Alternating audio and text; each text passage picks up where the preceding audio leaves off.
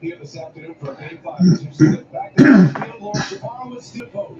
Thank you so much, BA. Steven, offense really seemed to click in Game 4. What are you looking for here now in Game 5?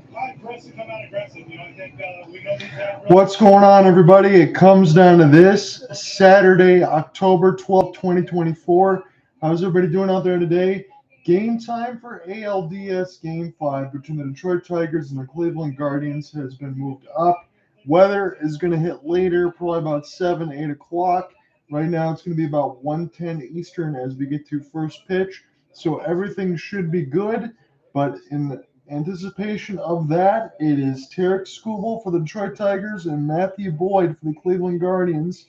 Two pitchers that are very familiar with each other, two pitchers that have been on the Tigers side of it. Matthew Boyd, the last time out for him in that Game 2, it was 4 2/3 scoreless baseball. Tarek Skubal has not given up a single run in the postseason so far. So that is something to ponder if you're the Cleveland Guardians. Again, their lineup looks predominantly the same. The only adjustment, again, Bo Naylor in the 7th spot. Andres Jimenez goes down to 8. For the Tigers, no Kerry Carpenter as he's dealing with a little bit of injury. They say if the Tigers advance to play the Yankees that he should be back at some point, but Justyn-Henry Malloy, the DH, will be at the 1 spot today. Again, he kills lefties, so they throw him at the top spot there to kind of fix that out. Parker Meadows 7 with Rogers and Sweeney 8 and 9. So the lineup predominantly looks the same. A little bit Andy Ibanez in the middle.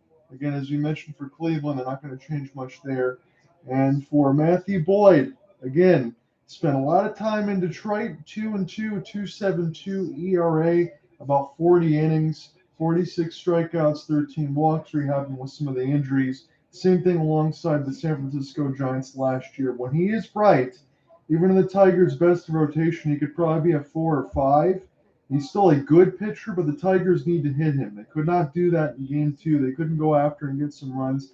They got to do it now. Best case scenario for Detroit, and this is just me being completely honest, would score some runs early on Matthew Boyd within the first 3 innings, give Tarek Skubal probably a 3-run cushion and kind of let it work that way. Because at some point, as we mentioned, Tarek Skubal not giving up a run, he's going to give up runs. And if I have to imagine, it would probably be 3 runs, probably 7 innings. That's probably what I would have for Tarek Skubal today. I know it sounds like a lot considering what has taken place before it, but it's got to happen at some point. So they're not going to be perfect all the time. So that's kind of my walk-in leads to this right now. So home plate umpire calling balls and strikes is Chad Fairchild. I will go ahead and flip that again on MLB Roto Wire lineups. I know Alec Nava probably would have been here if it was for a normal start time that we were going to have, likely around 6:08, something like that, but we've had to move this to 1:10. So now that that's all squared away, I will be with you for Hopeless Sports Guy all the way through and then give you the game story, even though I'm ridiculously tired. But can't miss this one right now. So a little bit for the body clock to get adjusted to, but can't miss this game because it's win or go home here. So Justyn-Henry Malloy off the first pitch, he gets nailed right in the right leg. So he looks like he's got the spring in his step nonetheless. Justyn-Henry Malloy, first base runner off a wild pitch, essentially right in the shin. And Tigers have a base runner. Again, that's toward the right knee. He was able to get out of the way of it enough. If you can get a double play off 2 pitches, you take 2 pitches, 2 outs, Matthew Boyd would like that very much. So Matt Vierling at third. He's second in the lineup. Riley Greene's going to be next. Lollipop curveball. That one's in the outside black. Make it 0-1 against Matt Vierling. I will pull up the ESPN boxes as well. I imagine with college football and everything else, you probably won't have a bunch of people coming in here for the YouTube side, but if you do, I appreciate it. Big swing and a miss on a changeup at 80. And Vierling went a little too anxious there. Make it 0-2. Vierling 257, and the regular season was 16 bombs, 57 RBI, 80 runs, 41 walks, 121 strikeouts. And he's prone to it now with an 0-2 count. Matthew Boyd just trying to go right back to the mound and get a strikeout after giving up a hit by pitch against Jahan. 0-2. You get the sign from Bo Naylor, who's setting up high and inside. And Vierling punches out. So that was really easy for Matthew Boyd after that first pitch got away. And that was not close. Again, that fastball swung late, and then the off-speed pitches, he swung right through and outside the zone. So not a very good at-bat there for Matt Vierling. Riley Greene is another one of those in the Tigers lineup prone to strikeouts at 156. He does have 64 walks. This is in the regular season. This is left on left. Again, a double play would be 5 pitches and 3 outs if he can get it. And this one is a fastball outside the zone of the sinker at 91. So Boyd probably top out about 94, 95. Again, I'll go back down the notes in a moment once we get to the next pitch. We have enough time to because Boyd looks like he might cruise. 92 is dotted on a sinker low. So for Boyd, topping out at about 92. Again, that last pitch before that was about 94. So I'll amp up a little bit from 92 to 79. And again, last outing was 4.2 scoreless against Detroit. 1-1 pitch inside sinker does not get the call. That was awfully close. Make it 2-1 on Riley Greene. The dream scenario for Detroit would be to jump early and get a lead for Tarek Skubal. That's what they're going to try to do here. Is you got Malloy at first for the hit by pitch. Vierling struck out. 81 on a changeup. That one way outside. Make it 3-1. Andy Ibanez is in the cleanup today. He'll bat fourth. The right-hander will play second base. Riley Greene working with a 3-1 count near Progressive Field in Game 5 of the ALDS. Outside. So a hit by pitch and a walk. Tigers got 2 of the first 3 base runners. Matthew Boyd hasn't given up a hit yet, but you'll take what you can get. Again, there is plenty of sunshine right now in Cleveland as some Tigers fans are getting a little excited here. Imagine they'll take that travel, not too many hours, but we'll drive across. I'm just waiting for everything to happen on the East Coast. It's the last playoff series, ready to get locked in. Yankees already punched their ticket against the Royals. You got the Mets. And then you have the Dodgers on the other side for the senior circuit. Andy Ibanez with a couple ducks on the pond here early against Boyd. 73. He goes after a pitch. If this stays in play, that's not very good for Ibanez and hits the netting. So it's not going to matter anyway for Josh Naylor. But he went out of that for a curveball. It was fortunate Bill will go out of play enough because Naylor almost made the play against the netting. So Josh Naylor made a very good effort, was not able to get to the baseball though, but it bounces off the netting and just out of the outstretch of the glove. Wenceel Perez is 5th in the order, but Ibanez here first. Runners on first and second with a walk and a hit by pitch. 0-1 against Andy. Way high on a 4-seam. Make it 1-1. Again, Matthew Boyd very good in game 2 with 4 2/3. This is a much different situation in a closeout. This is a win or go home, essentially. Cleveland would stay right where they are, as that's where they are now. 1-1. Andy Ibanez, big swing on a changeup. He expected fastball in the top left corner. That's a very good pitch for Boyd, because it's right where you would place top left corner. He goes back there with the changeup. That's easy to fool Andy Ibanez. I really like that pitch selection for Boyd. Naylor to make that call. 1-2. Check swing. They're going to say he went. Andy Ibanez punches out. That's huge. So 2 strikeouts here for Matthew Boyd after a walk and a hit by pitch. And Andy Ibanez went too far on a pitch that was never threatening to the zone. So Wenceel Perez, again, it's only the first inning here. We're just getting underway at Progressive Field, but you don't want to leave these chances because you never know when you're going to get them. 313 and an RBI in the postseason. Wenceel's got to come through here. 92, late on a 4-seam, top left corner. He's put the changeup in the same spot. He put the fastball in the same spot. He's mixed that sinker as well. Matthew Boyd looks good here early, as it's 14 pitches into his day, trying to tightrope between a hit by pitch and a walk. 93 dotted. That's called. 0-2. Matthew Boyd is 1 strike away from getting out of this, and you got to feel really good if you're a Cleveland fan because it's up to Tarek Skubal to match at that point. At some point, you think it's not going to happen, even for somebody like Tarek.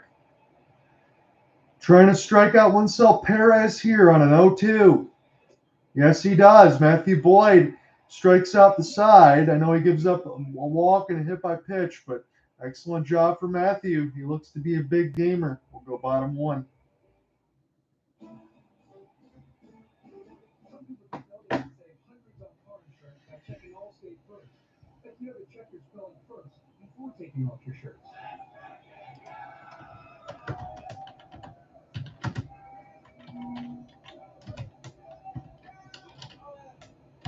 Skinny, yeah, checking first is smart. So check Allstate first for a quote that could save you hundreds. What's up? Good hand with Allstate. 27 to lose 20%. It's not a good start there for Detroit. Again, it makes you feel like if they jump on Tarek Skubal early, that completely changes the complexion of this game. Not saying it's going to happen, but you have to have that feeling in the back of your mind. I know there was a lot of Tigers fans. A lot of you should feel confident because you got the ace on the mound. I get it. Again, I'm trying to take a breath myself. But Matthew Boyd, that's a big boy baseball there. Because you hit by pitch, kind of slips out of your hand. You start there with a walk from Greene, and then you strike out 3 batters. That is, again, big boy baseball. That's good stuff for Boyd. You got to be happy for that. As we go longer into this game, I will start to give you some updates in the college football top 25. We'll go through it. Hopefully this day will be good enough to there where we can go ahead and watch the Red Wings later in the day. Again, I won't be covering that one because I'll be doing this game. I got to get the vax preps tomorrow in between COVID and flu, so I will not be probably around Monday and Tuesday because I'll definitely be recovering Monday. Probably back Wednesday, Thursday with games, Saturday Sharks, and then that'll kind of swallow up the whole week.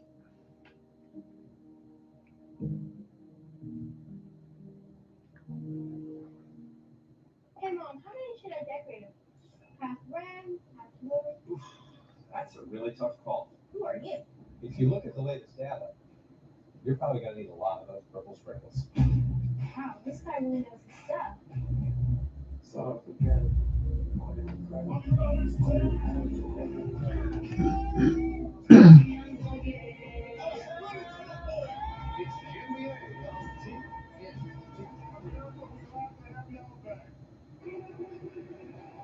Stephen Bogue set his Game 5 lineup with Stephen Kwan, David Fry, Jose Ramirez, Ben Thomas, Josh Naylor, John Kinsey, Noel, Paul Naylor, Andres Ibanez, and Ryan Rompino rounding out the starting 9. Hey, not many changes for the Cleveland Guardians as we get set to go bottom one as far as their lineup. Stephen Kwan, first pitch swinging. Again, I mentioned Stephen Kwan, and all you can really do is blush. 292 average, 14 bombs, 44 RBI, 83 runs, 53 walks, 51 strikeouts in the regular season. Going up against the Cy Young in the American League. We're just waiting for the season to end. Hopefully not too soon here for the Tigers. Again, maybe I should watch what I say because we wouldn't even expect them to be in the postseason, but it is Tarek Skubal on the mound, 95 painted outside black, make it 1-2. Again, Kwan hitting 500 in the first 4 games in this series, but this is winner take all game 5. This is 88, and again, Stephen Kwan, as good as Tarek Skubal is, he can make this a 10-pitch battle here against Tarek, and that's going to do wonders for Cleveland as they want to try to work into that Detroit bullpen. 98. This will bounce, and Sweeney can't make the play. That was a ball. He went down and got it anyway, and he hit it into action, and that was right in the defense, and Kwan's going to get on base again. Not good here for Detroit because we saw what happened in the last game a couple days ago. Kwan was able to get the second. That one bounced off Skubal's legs, but he was able to get the second, steal third, and they scored the first run of the game in game 4, almost in a similar fashion. This one actually struck Skubal, and he slid on the mound toward the right side of his cleat. David Fry now try to check his swing. They're going to say he went. That was on a sinker up high into the zone. Trey Sweeney, that one takes a bounce off Skubal. I think he should have been able to field that. He's normally very short-handed as he gets the error. It's a runner at first. And Kwan, Fry, 85 on a changeup. This one inside. Will spit on it, make it 1-1. Now, David Fry, again, I say this on the MLB The Show rating. He did have a 99 card. He is mixed as a catcher if you can, but normally an infielder. He's a DH today. He does make contact with the baseball pretty well. He can drive it. 95.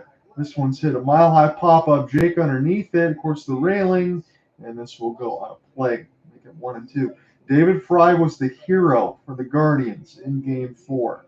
Because he had a 2-run shot late in the 7th, and they had a bunt base hit in the 9th. The Tigers couldn't score any runs. You get the extra one in the 1st with Quan stealing 3rd from 2nd to 3rd, and then the extra one in the 9th from Fry. Tigers lose by a run. They lose 6-5. You change that there, Tigers probably win, and they're not even playing this game. 1-2, inside fastball, and Skubal will punch out Fry. No chance. That was right inside, too quick. No chance. And Jose Ramirez, J-Ram, is not afraid of anybody until you get to do this portion of the lineup, and Ramirez and Josh Naylor in 3-5. Lane Thomas mixed in, got a couple hits and an RBI in the last game. Can't feel comfortable until you get through Jose Ramirez, so the 3-5. 97, right down the middle. Don't want to do that even if you're Skubal, but it's 0-1. Ramirez, 41 stolen bases in a 32-year-old season, 82 strikeouts, 54 walks to go with his ridiculous amount of power, 118 RBI. Here's a jam shot. Is this going to drop? No. Wenceel Perez. A lot of drag steps toward that right field line, and he will catch this. So Skubal going to be 12 pitches into his day by the time he faces Josh Naylor, number 4 in the lineup. He's going to try to go 1-2-3. Matthew Boyd got 3 strikeouts in mix of a hit by pitch and a walk. And again, Jose Ramirez, I'm most confident. I don't care how many hits he's gotten there. I always expect him to do something when he gets to the bat rack. Lane, 86 again. This is a challenge pitch on a changeup. He does not pull the trigger. Some of these pitches here, again, you love the challenges, but they're hittable pitches here early here for Skubal. So 86 on a changeup, a little bit low. Now 97 challenge fastball inside, and that really destroyed Thomas, make it 0-2. That would add some firewood. One more pitch to match Boyd here to go through a scoreless first. You had Quan at first off the error from Sweeney. 99. This is a much easier play for Sweeney. Toss to Ibanez. And it's a error, but nothing more. We're scoreless after 1. Come back. We'll start the second inning.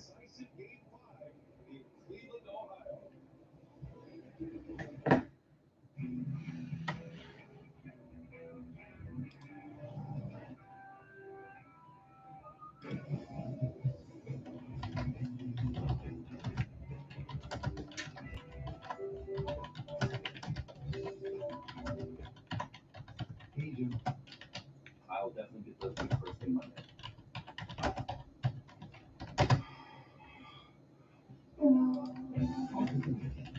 All new on They Say. Achy legs and painful arches? There's complicated energy socks for that. Our easy on, easy off graduated compression socks to help reduce swelling, relieve tired, achy muscles, and provide energizing support. Now with arch support technology for targeted compression to help ease arch and ankle fatigue. These are fantastic. I want them better guy. If you have to wear compression socks for whatever reason, these are a game changer. Get Copperkit energy socks in these fine stores. My name's Jorge Gaviria, and this is my business, La Hacienda. I chose my Smart Cash Plus card from Costco. So nothing doing here in the first.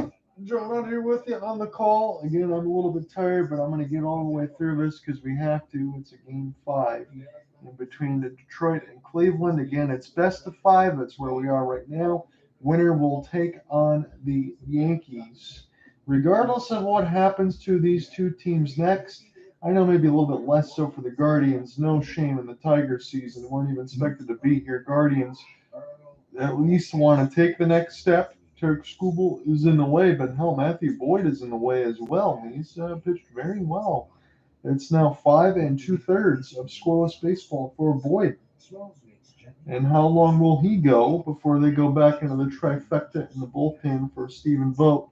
And again, you know what I'm referring to. And Tim Herron, Hunter Gaddis, Kate Smith, And then you can close it with Emmanuel Clase in that mix. It's a hard conversation to have. When you die, this is what's going to happen. Torque, Meadows, and Rogers 6, 7, 8 will be due up top 2. When we get through one more inning, I'll give you some football scores. Having trust and will, make sure that those things and those people are taken care of. Trust and will makes it really easy and succinct for people to go out there and do their stage plan. Having a plan in place, it was a huge relief. Are you going to stay playing that trust and will about? Don't forget on DraftKings Sportsbook, this postseason, new customers can bet $5 and pocket $200 in bonus bets instantly. Download the app and use the promo code HEAT when you sign up. DraftKings Sportsbook, the crown is yours. What a beautiful fall day it is here in Cleveland. It's getting moved to this 1 o'clock Eastern. So 6, 7, 8 in the lineup due up here. Torque will take a curveball in a little bit low, make it 1-0. Again, there was a little bit of talk there about Torkelson because Bly Madris was called up from Detroit. He normally does play the infield, but Torque's still in the lineup, batting 118. It'd be a big time for him to get a home run. Matthew Boyd makes a mistake on a curveball. Torkelson can definitely do it. I would definitely say that's a possibility. And that's 80 changeup split the play. That's something you got to swing at. He did not. And that would have been one of the ones I was just talking about. So they showed Quan off the air from Sweeney. He was able to reach, but nothing more for Skubal. Now 90 on a forcing to chase a pitch outside the zone. So you had the changeup that you should have hit. 10-game postseason hitting streak tied longest in franchise history dating back to 2022. Kenny Lofton for the Cleveland Indians. Now it's the Guardians. That's what Quan's got now. So 2-2 is now the count. And it feels like Torkelson should have already been on base. Here's pitch number 21. 94. This one is a better swing for Torque. He was on that fastball, but it gets balled straight back. But the call was maybe with Madris. They have an extra pinch hitter there. He is on the lineup here for the Tigers as a pinch hitter, but he can play first if they need to do that. Now Torque will swing at a pitch at his foot. So all 4 outs for Boyd are courtesy of the strikeout.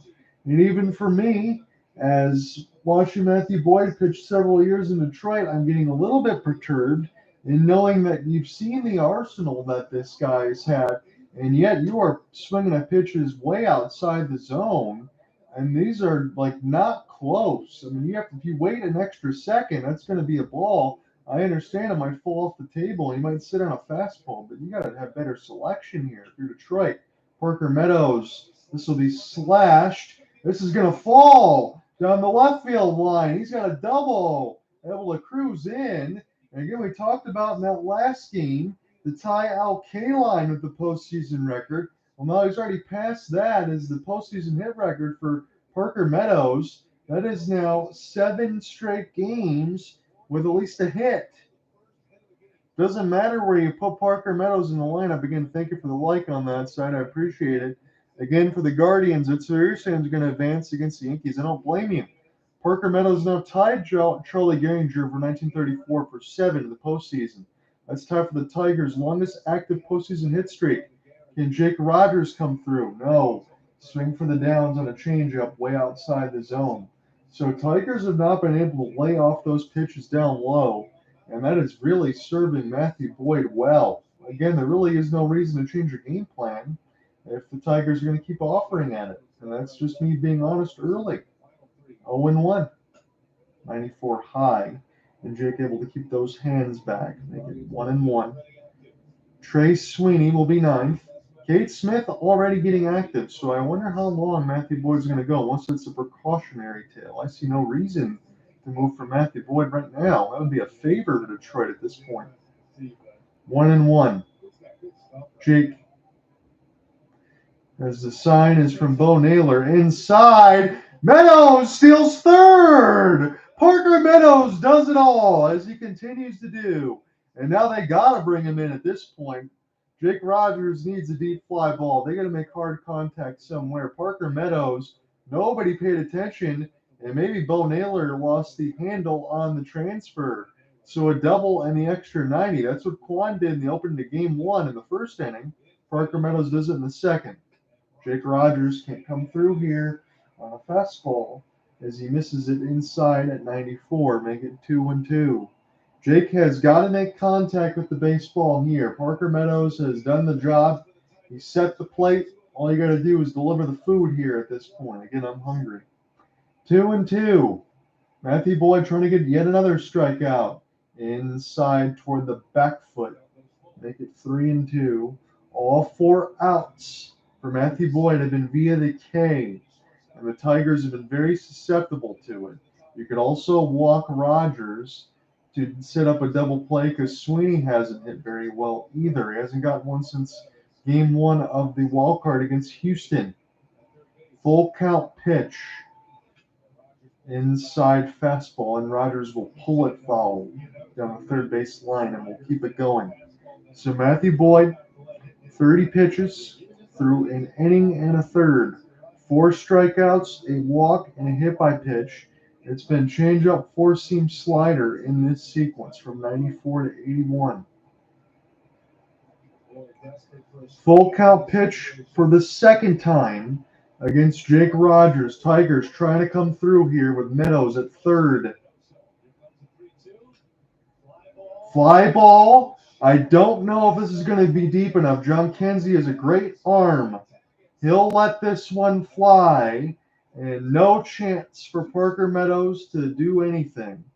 He made the right call by staying right where he is. Big Christmas, unleash the cannon, and that would have gotten Parker Meadows rather easily.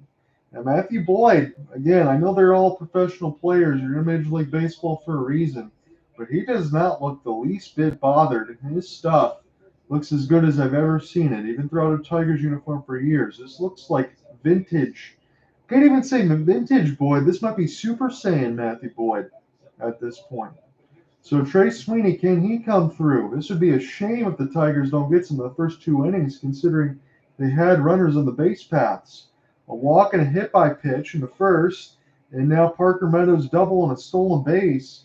And it only gets so many opportunities before Cleveland will come through and then the game will be done. And I don't want to speak that way as we're only in the second inning, but these are chances. And you can't leave everybody on base.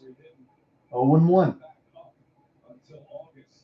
Trey Sweeney, 80 on a slider right down the middle. I don't know what he's waiting for.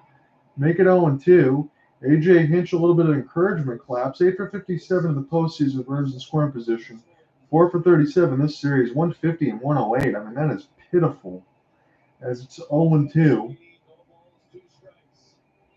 And Sweeney's going to get eaten up. That's just awful baseball there for the Tigers. You had a double and a stolen base for Meadows. And Matthew Boyd, again, 5 strikeouts out of 6. This is not good for Detroit. Let's go bottom 2. I got to call it as I see it, and that's exactly what I'm going to do here. I don't understand the approach here early. Challenge pitches right down the middle. I understand you can get messed up with the timing of the curve, change, fastball. Hittable pitches down the middle that you need to attack on, that you take, and then go after pitches outside the zone. Don't know what to say.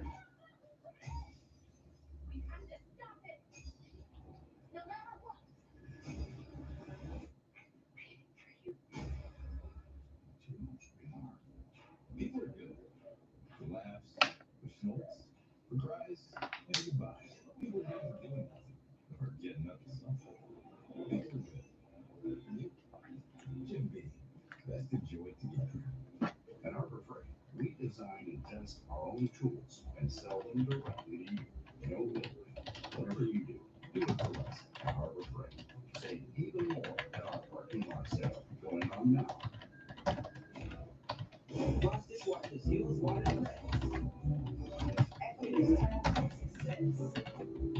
work well together every time. First one saying get out of time.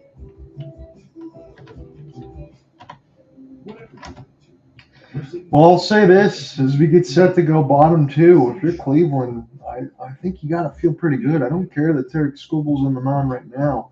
Tigers had two chances in the first and second. Runners at first and second after walk hit by pitch. Meadows double, stolen base. Less than 2 outs. Could have sacrificed the runner to be able to score one. Couldn't do it. And then Sweeney strikes out. That's 3 runners left in scoring position already for Detroit. And they should be up 2-0 at this point. And once Cleveland breaks through, if the Tigers continue to be miserable with runners in scoring position, and I have to say this even knowing as a team that shouldn't be here, keep things in perspective, but right now you are here. And you've had golden opportunities in Game 4 and Game 5 to take advantage of the situation.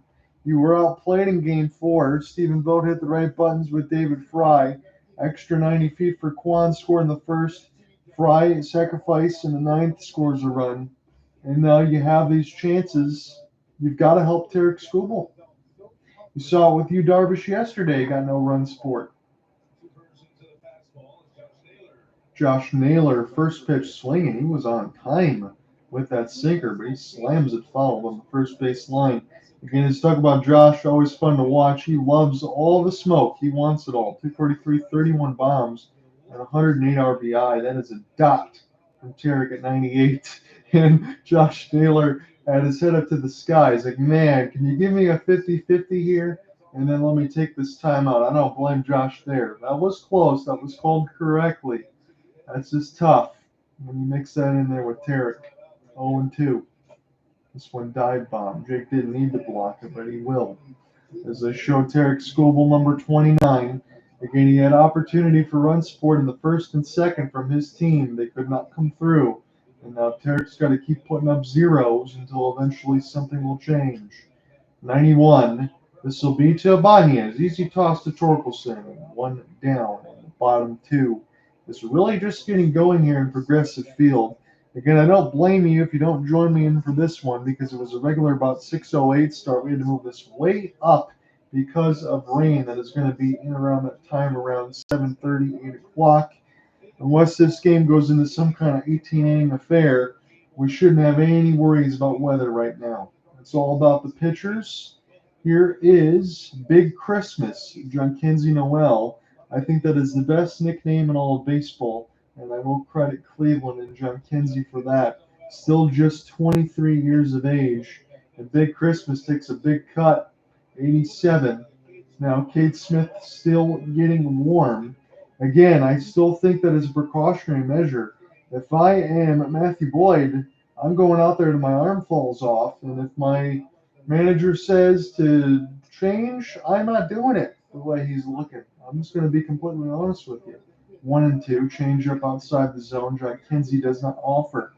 He does have reasonable power with 13 and 28 RBI in his limited games at 67. I happen to be their limited games either from injury or just calling him up. 0 for 9 in the postseason, though, probably means that he's due. He's got an interesting stance at 1-2. This is he goes all the way back on his stance, if I can try to describe it, like he's loading up like he's holding a briefcase, and then he's going to unleash that one and slam it all the way across the left field from that pool, if he can. 1-2, 98, see you later. Tarek Skubal, no chance for Noel. Very late. That was high and outside the zone. And Tarek Skubal continues to do his job. Bo Naylor, 7, 8, and 9 in the order here for Stephen Vogt. He's the last help bottom second. He's 201 on the average, 122 strikeouts. 7, 8, 9. Maybe I shouldn't say this with Andre Jimenez at 8, but 7, 8, 9 really doesn't scare me in that Guardians lineup. Sweeney, soft toss. This is bounced, but dug out by Torkelson. And Sweeney hasn't looked that good at short right now. He's usually very short-handed, but Torkelson bails him out. Let's go to the third. We'll go to the top of the order here for the Tigers.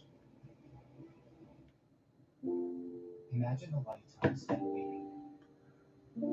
So Cleveland gets turned away 1-2-3 this time at least, and we will go to the third. We are still scoreless. How long will this happen? Again, Tigers had opportunity to score within the first 6 outs with 3 runners in scoring position. Probably should be up 2-0, but we just have to continue to wait. People who come to cricket stay with cricket. I stayed with cricket because they sounded like. Because let's say the Tigers do advance. Again, it's a whole different series, whole different ball game. That will start Monday.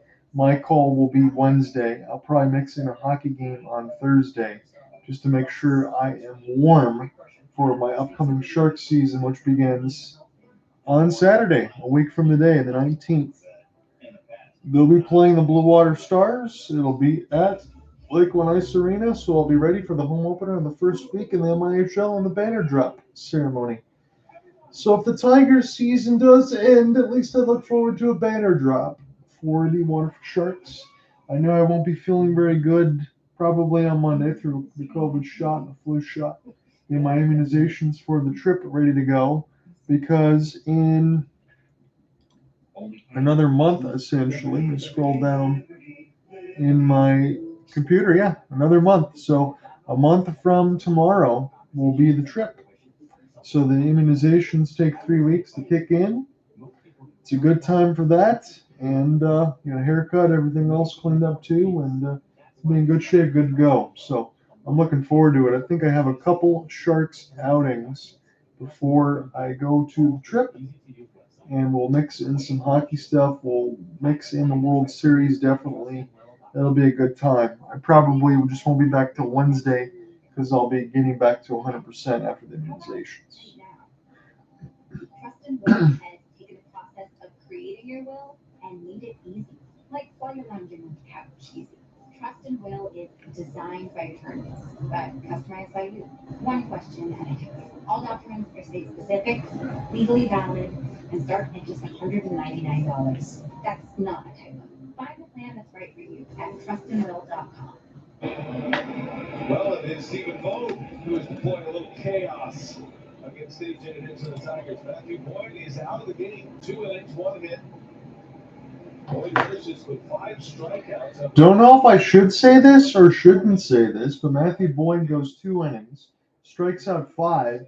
His pitching line is done. Should I say thank you to Stephen Vogt? Because this bullpen is very good in Cleveland's end. Again, they're the best in baseball, but Matthew Boyd absolutely dominated the Tigers and made them look, honestly, quite frankly, stupid at times. And I really have to use that word that way. 6-1, 191 for Cade Smith, who's been absolutely stellar.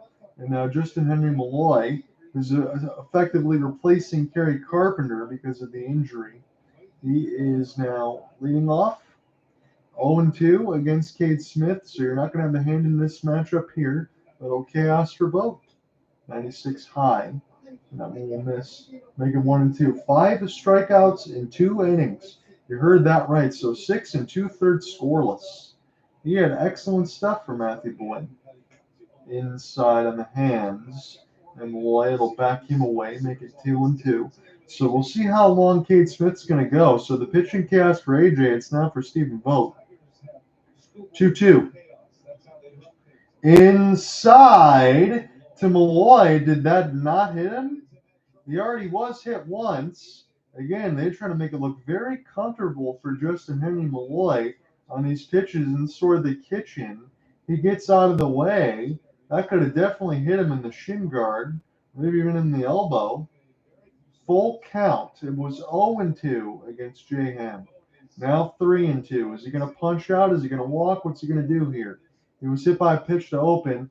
Now 95. That's scolded. Rocchio's got to throw in a hop, and Malloy has okay speed, but that was a great play there for Rocchio to get J-Ham. That was a good hit ball, but excellent defense. And 1 up, 1 down. Top 3. Cleveland Guardians have been very impressive. I know what the Tigers have done through 2 games in this series with a couple shutouts, 3-0. I really do like this baseball team in Cleveland, and I do think over the next few seasons, even if they don't get a World Series ring, it's going to be very hard against the Yankees and possibly the Dodgers and the Mets. Right now, the Mets look like a team of destiny. Tigers were the team of destiny in the AL, but the Mets look very good, and they have loaded names. Vierling, this one, Shallow, will give way to Big Christmas, and John Kinsey will make the catch. 2 up, 2 down for Cade Smith. So if the pitching chaos is going to work the way it is now for Stephen Vogt, He's got a lot of arms that he can go to get outs, while the Tigers have Tarek Skubal. Again, I mentioned this in the opener in the Twitter space as far as a preview. Expect low run scoring expectancy. I didn't think Matthew Boyd was going to get 5 strikeouts. I guess I should have expected that 96 swing late for Riley Greene. As we continue to count down the outs, this game is starting to move very quickly for Detroit, and that makes me nervous. As it's 0-1. Cade Smith trying to get a clean third. 96 late again. Riley Greene. This one up high in the zone. Make it 0-2. Andy Ibanez if Greene reaches, but that's if at this point. Everybody rises to their feet. Dive bomb on a splitter at 88. Make it 1-2. John Under with you on the call. This is ALDS Game 5. Winner takes on the Yankees. Loser goes home. That's all there is to it in this. 1-2. Kid gets this sign from Naylor. It's high and outside now. Now it's up. And they get Riley Greene 3 times in the same spot with the fastball. Couldn't make the adjustment. 3 up, 3 down for Cade. We'll go bottom 3. It's 1 hit apiece. No runs yet. Check out Mahomes' top great plays of the day. He's grabbing the T-Mobile to get that new iPhone 16 on us. It's a little shimmy, shake. What you think, huh? Like you taking an ice cream truck. Ice cream! You got an iPhone 16 Pro, the first iPhone built for Apple intelligence. Only takes those T-Mobile say that the call and respect. Now with T-Mobile.com, get the new iPhone 16 Pro on us. Advantage save 20% every person. Panera's mac and cheese, babe. Tomato soup in a bread bowl, babe. All your favorites, always at Panera. So grab a chocolate chip. You know it's a babe too. Panera. Free no fee delivery for My Panera Rewards members on our app.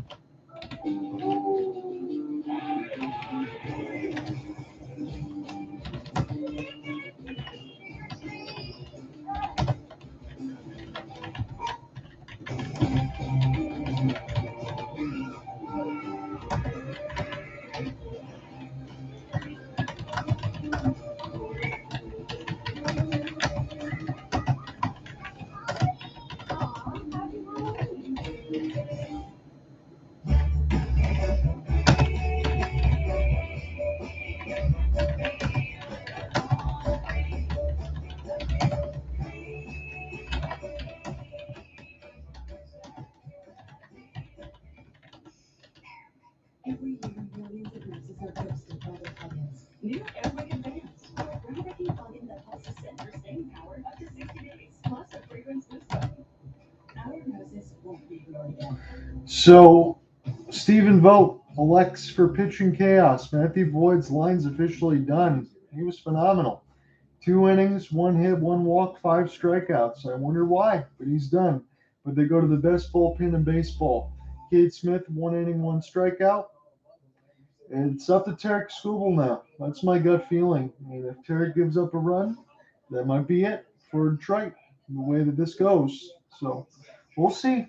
They got to score some runs, but it's up to Tarek Skubal to continue to not give up a run. He hasn't given up 1 run yet in the postseason, and even if he gives up 20, I would say like this: I'm not going to blame Tarek Skubal because you can't blame him for anything. It's kind of wild thinking, considering, and it was the right call at the time, but it's wild thinking that a month and a half ago, Tigers 10 games out, and thinking about trading Tarek Skubal, and now look where he is. So Andres Jimenez, 8-9-1 for Stephen Vogt's squad. Again, they're going to the bullpen days. Matthew Boyd is done with 2 innings, 5 strikeouts, 1 walk. The only hit was against Austin Meadows, who got a double and a stolen base. So he was very good today. Jimenez, 252, average, 9 home runs, 63 RBI. It's 1-1. This is cold, a strike. That's tough against Jimenez there at 1-2. Couldn't hold back against Tarek Skubal. As AJ Hinch, as much of a mastermind as he is right now, is going to be wondering if his guys can come through or whether they run out of gas. Again, you can't count out the Tigers. Haven't been able to do so, but Tarek Skubal can't be perfect all the time. And that's the thing you got to think of. 2-2, curveball outside the zone. You got Brian Rocchio and Stephen Kwan. Stephen Kwan reached essentially on an error. This one, third base, foul territory for Vierling. They'll reach over the railing, but this will go foul onto the camera well. You got to be careful. I don't want to hit any of those lenses because they cost, what, about $5,000 or more a pop.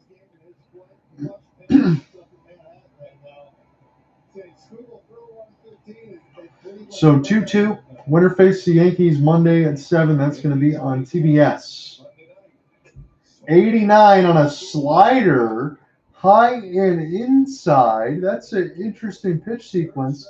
I think it got Ibanez all messed up, but what it got me all messed up too. He punches out. So we'll leave it up to the bottom of the order and Brian Rocchio.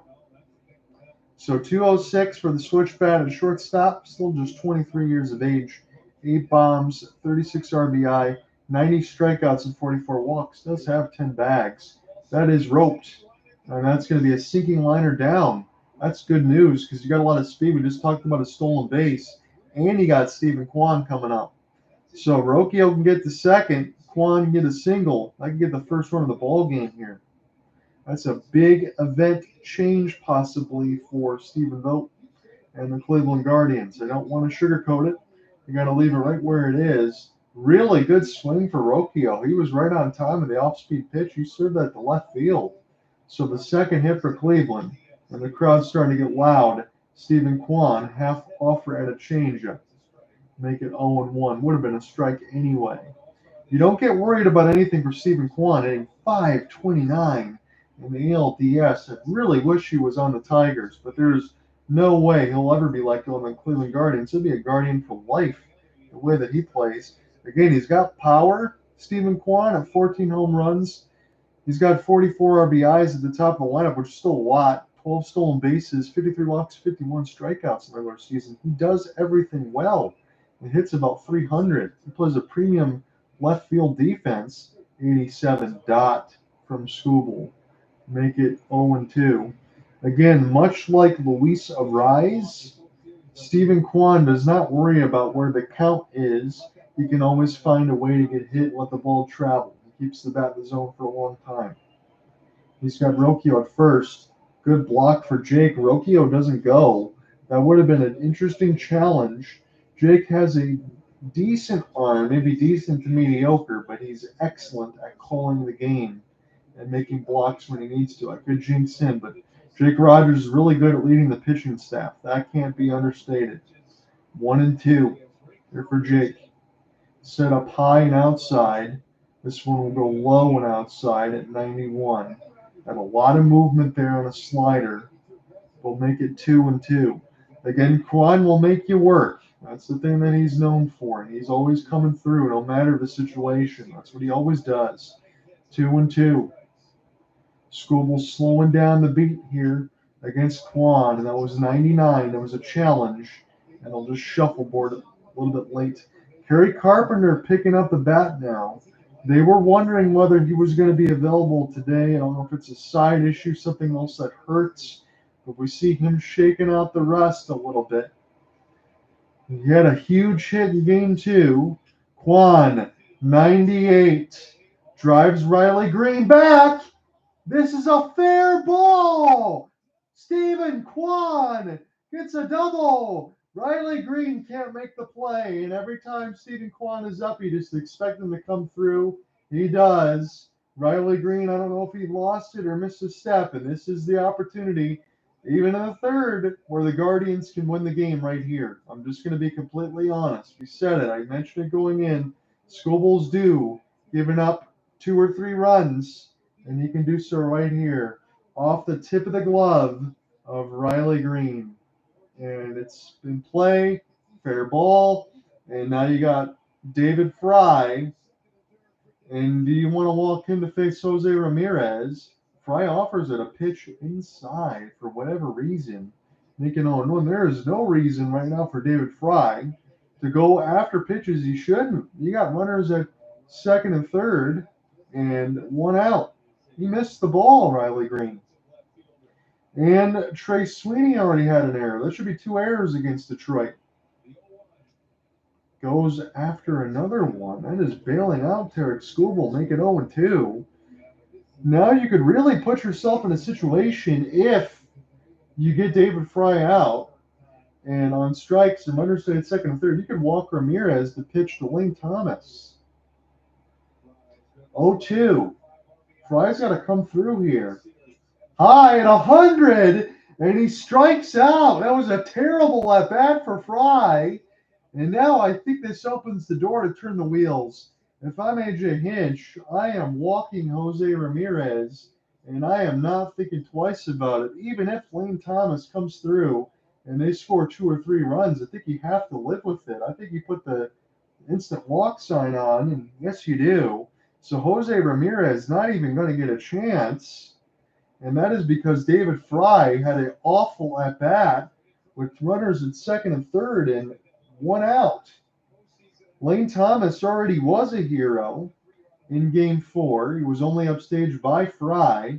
Bases loaded. He swings at the first pitch. It was a challenge sinker. That was a good swing for Thomas. He made the right call. He just didn't hit it at all. 0-1. Hit into a fielder's choice. Schoolbowl trying to leave him straight and bail out Riley Greene and missed the ball and left. 0-1. Bases loaded. 99 in the kitchen. This is popped up. Torkelson's got to catch it. Riley Greene gets bailed out by Tarek Schoolbowl. Crisis averted as we go to the third. We're still scoreless.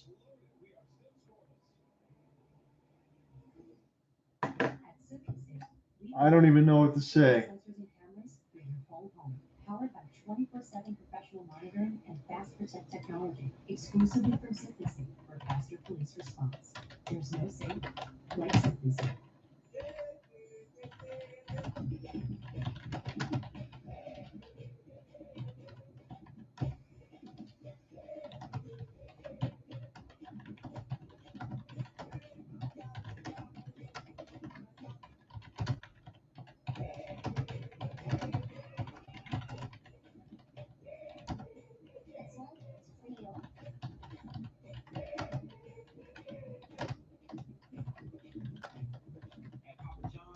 Extra large New York style one-time pizza for only $10.99.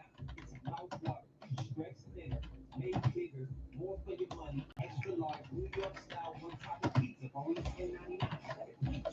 Papa John's. And I'm afraid we do business differently from the other guys.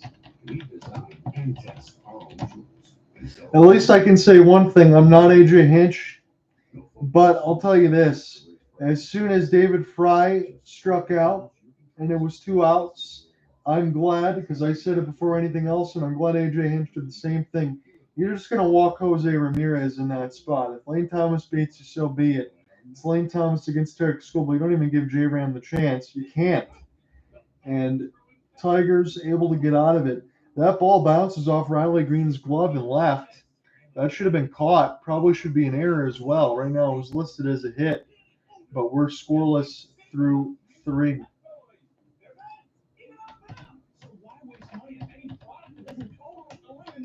So Tigers had runners in scoring position in the first and second. The latest was Parker Meadows' double in the second and a trip and a stolen base. Can't score with the Ducks in the pond. He had 3 runners in scoring position the first 2 innings. We go to the 4th. I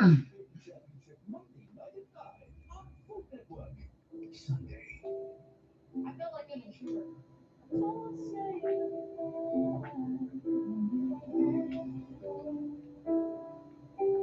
Before the 90 days, all new, Sunday at 8 on TLC.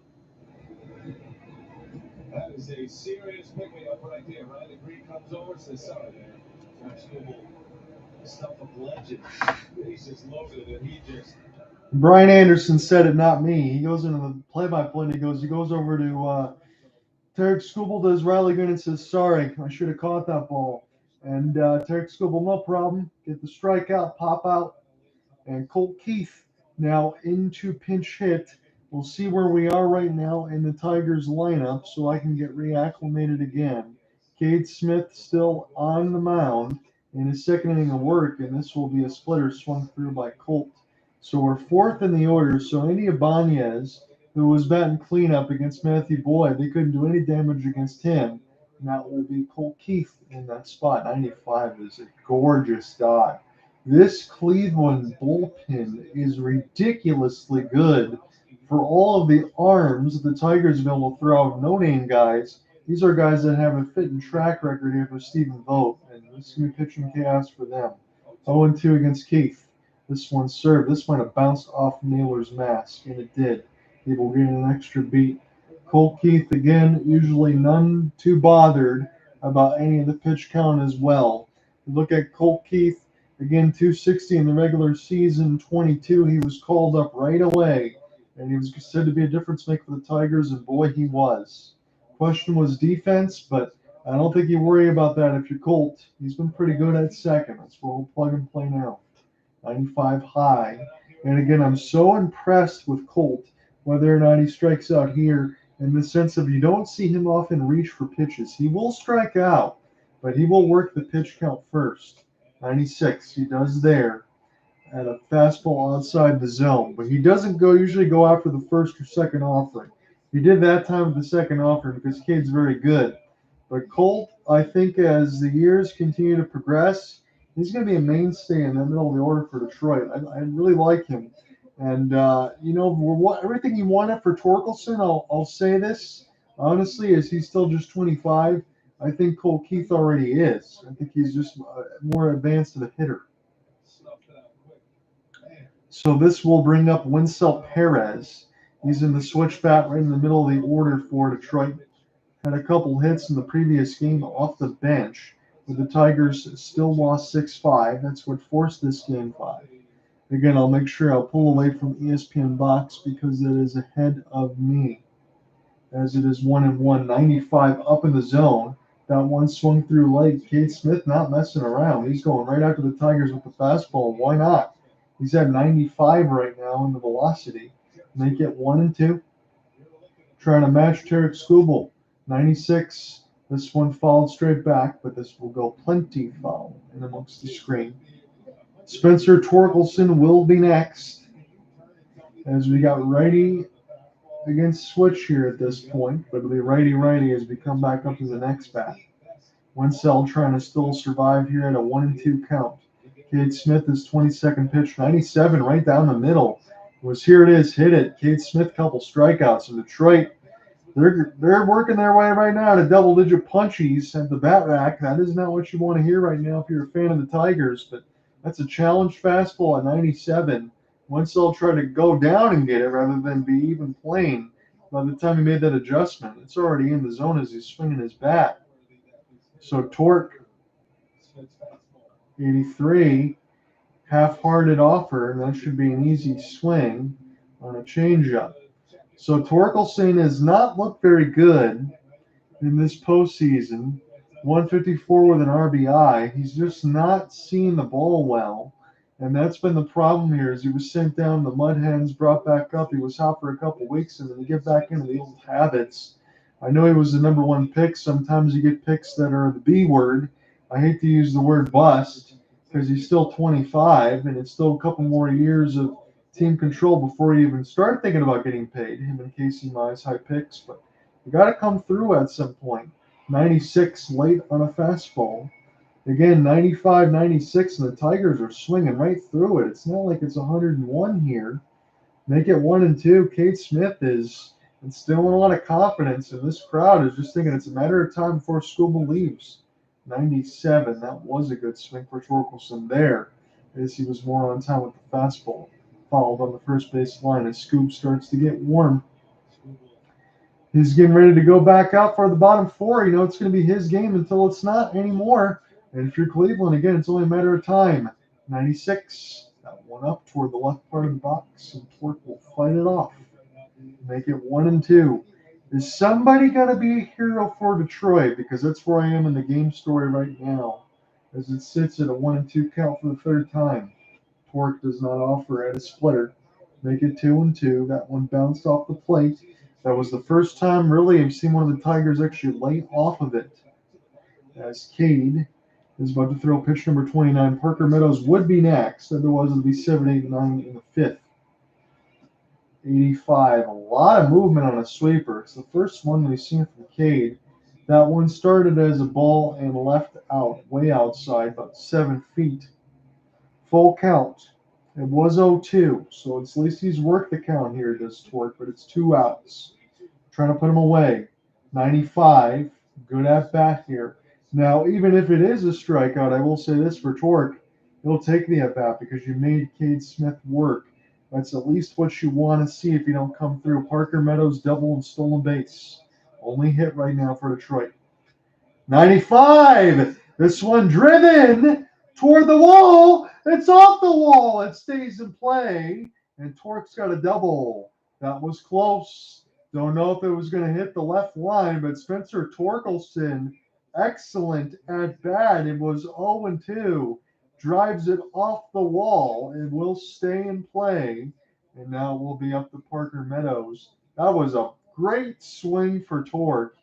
He hit it shy of that yellow line. He would have needed about another 15 feet, but he'll take the double. It's 2 outs. Parker Meadows already has a hit, and I think they're going to go lefty-lefty against Parker here. Both's not messing around. He knows what could happen. So it's probably going to be Tim Herring, or we'll see another lefty coming in. I'll get the clarification in a moment. Something is suffering. Anxiety ran high. Hatred rose. Not prepared for this, we went together and fought. But some refused to join him. He was heartbroken because he wanted everyone to be fed, not with food and wine, but with compassion.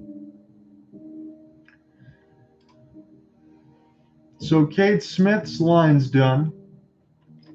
1 2/3 innings pitched. 1 hit. 3 strikeouts. Again, his line will change if Torkelson scores. You're going to bring in Sabrowski. And I believe I have Eric Sabrowski, the lefty. I have not seen him yet in covering games.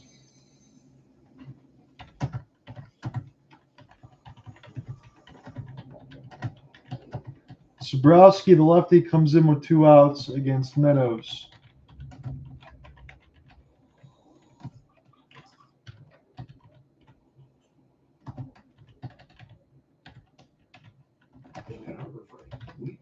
And Torque's got a 2-bag.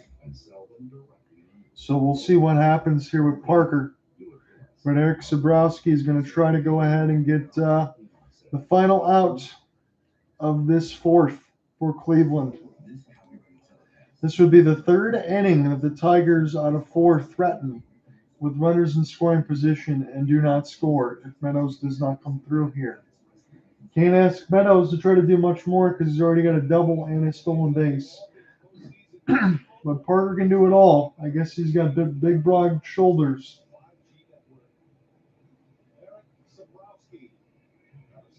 So I'm glad I got the name pronunciation correctly. Eric Sabrowski, regular season 8 games, 12 2/3 unblemished, 19 strikeouts, 4 walks, and a 140 opponent's average. So he's not been blemished at all. He's not been touched. And now it's Parker Meadows, 80 miles an hour on a curveball. So a literal perfect arm for Stephen Vogt to use lefty-lefty against Parker Meadows. He's got a double and a stolen base. Trying to get another hit for the Tigers. They've had runners in scoring position 3 of the first 4 innings. They need to get something. It's still 0-0. 87 on a slider, not close. And 2-0 is the count against Parker Meadows. AJ Hinch looks on. He wants his team to come through. All the Detroit fans do. Jake Rogers would be next. This one at 87 be followed on the first base line. If Parker Meadows does get a hit here, base hit could score Torque.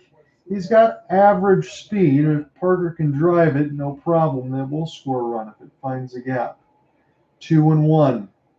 Sabrowski just trying to close it right here. Keep a scoreless 4th. Meadows fights off a slider. That was a pretty good swing lefty-lefty.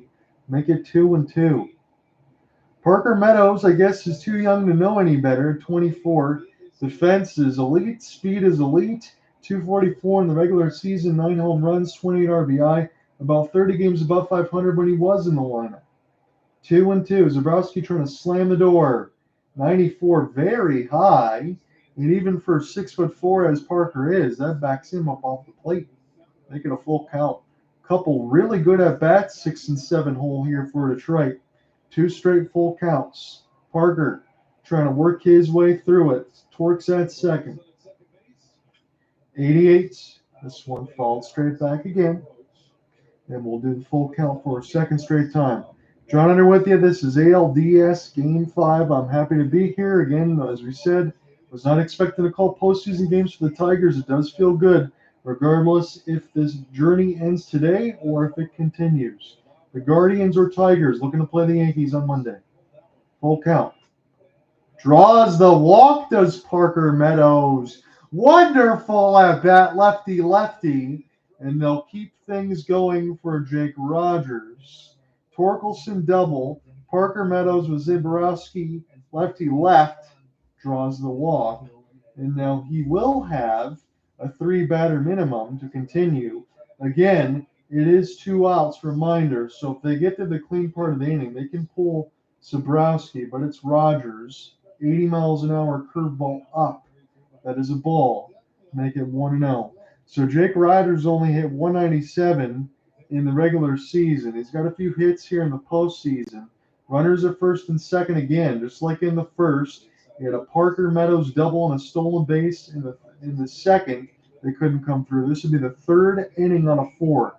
Tigers have ducks on the pond. They can't keep striking out here, figuratively and literally. They got to get some run support for Skubal. 1-0. 93. This is in the air. Naylor give it a courtesy look. This one goes foul.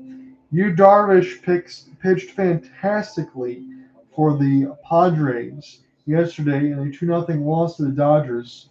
And that's exactly what he got, nothing. And that's right, what Skubal has right now is nothing, as it is 0-0 in the 4th for Progressive Field in Cleveland, Ohio. Rogers with runners at first and second. Torque double, Meadows walk, 2 outs in the 4th. Jake Rogers, this is 80 miles an hour on a curveball. Make it 2-1. Kerry Carpenter looks like he might be near the top step. He continues to have the bat in hand. They say hamstring, but I think he could be okay to pinch hit if necessary. That's what it seems to be. 2-1. 92. That was outside the zone from Zabrowski, but Jake Rogers swung through it. Leverage at bat for Zabrowski. He's trying to get the out here top 4 as the fans wave the towels. They've had plenty to cheer about as far as their pitching staff. They've dominated the Tigers here with strikeouts. 2-2. Jake Rogers, 94. This one foul territory for Naylor, and this will go past the netting. And we'll do it again. Who is getting warmed up now? It's Andrew Walters now getting warmed up for Stephenville. This is pitching chaos. I'm used to seeing this from AJ Hinch. Not today, though, with Tarek Skubal. We'll see if he can go 6 or 7. Still 2-2 against Jake for the 2nd straight pitch. Zabrowski in a huge spot. 2-2. Jake Rogers. This to be Rocchio. No problem. Toss over to Naylor. And the damage doesn't happen yet. We'll go bottom 4. Runners in scoring position yet again. They don't come through. Bottom 4, we're scoreless. We're a limestone king, letting extreme residue build up to put finished jet dry to the test. Dishwashers are designed to use jet dry to defend against tough residues while practically spotless shine. Hey, you're good. Squad goals and squad. We're good for these guys. Cheers. And these guys. Cheers. People are good. For you, Jim Beam. Best enjoy it together. Under liberal orders are Kamala Harris. Illegal aliens are pouring into our country. So at what point, I know you feel good with Tarek Skubal on the mound, but what point, you had 3 or 4 innings with runners in scoring position, you don't score runs. Can't feel good forever because you can't keep throwing up zeros. South Carolina has a 19-14 lead on Alabama. Alabama's 4-1. Alabama, coming off a 40-35 loss to Vanderbilt, still number 7 in the land. But South Carolina, I think the Gamecocks have the ball and they are driving. So that's a very interesting look in the top 25 there early. Clemson all over Wake Forest after they had the opening touchdown for the Demon Deacons. Missouri crushing Mass 38-3 as they're 1-5. Missouri is 4-1. Tigers look to be coasting in that one. 3:30 is a big game between Texas and Oklahoma. Texas 5-0, the best team in the land. 92 degrees, site of the Cotton Bowl. And 18 is Oklahoma at 4-1.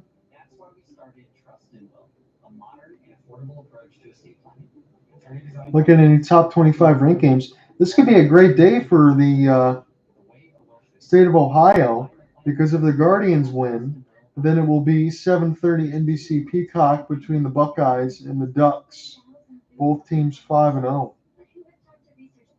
National championship implications, maybe. So that'll be an interesting one to watch. I think Ohio State, again, I know Texas is number 1, and they may be the best team in the nation.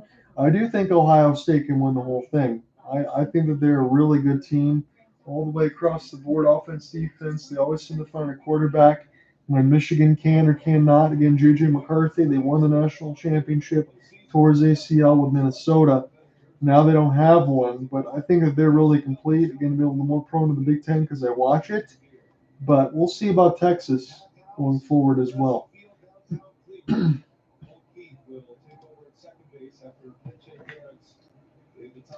So Josh Naylor will get the first crack at Tarek Skubal here in bottom 4.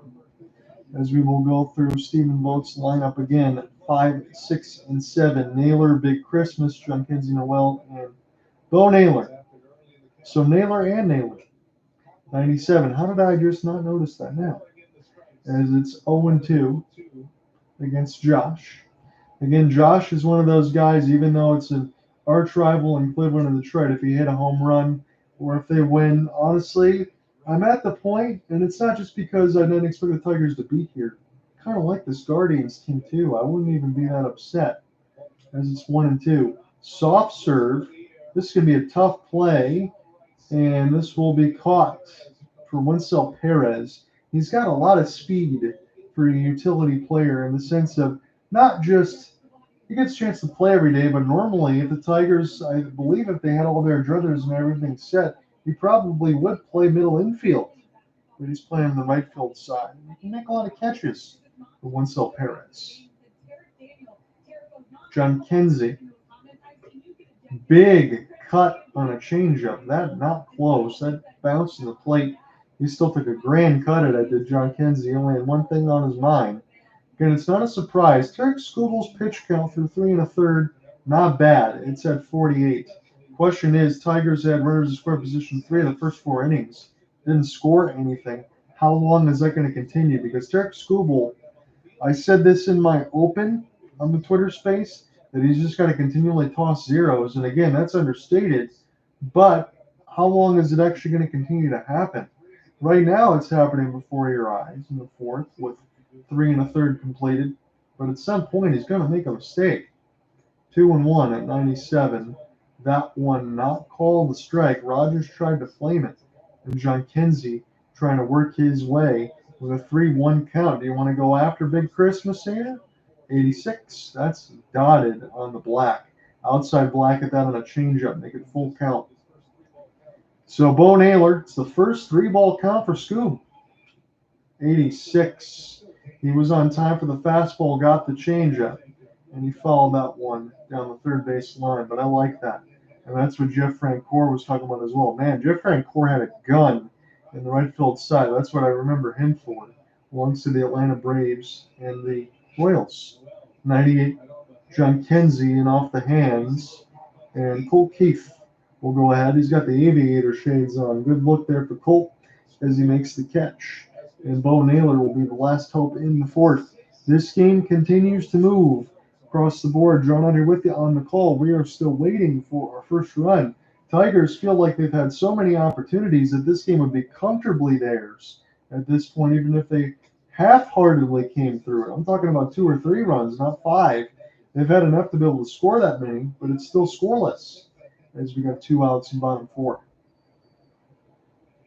Naylor 96, a little bit late there on a sinker, but the bat plane was on time toward the top right of the box. Make it 1-1. Scooble will take the tie of the shoes. And they're booing a man for tying his shoes. Again, you're going to do anything or just delay some time. But I think for Bo, that might work out because you give him an extra chance to take a breath against Tarek Scooble, who's the AL Cy Young Award winner once this season's done. 98. This one right down the middle. Riley Greene going to try to make this play, and he will get it toward the left field line. We're scoreless through 4. Tigers had their chances. It's got to happen at some point if they want to advance. Let's go to the 5th. It's 0-0. Postseason DraftKings is coming up clutch. Someone said clutch? Poppy got this. No, Poppy. No need to get this. Put me in. Again, nobody's going in. I've been home to dog. I'll wait. For him, Poppy. for her, I think there's been a mis... pizza water. Sure, Big Whale. It's beautiful couple. Big Poppy. Not a big listener. New customers download the DraftKings Sportsbook app for $5 and get 200 instantly in bonus bets. Incredible skills. What's the name of their hat?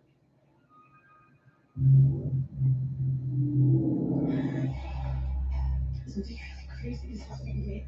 This thing is a parasite. You need to stop it. I've been waiting for you. 2, 3 hours.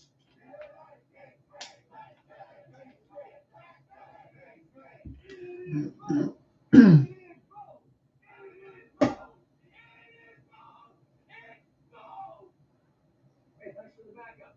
The thing about favorites is they're only your favorite until a new favorite tells your old favorite to beat it. Introducing the all-new Sonic Smasher. So good, it's about to be your next new favorite. Yeah, I'm not a big fan of change, but I'm willing to try it. I gotta tell people about this.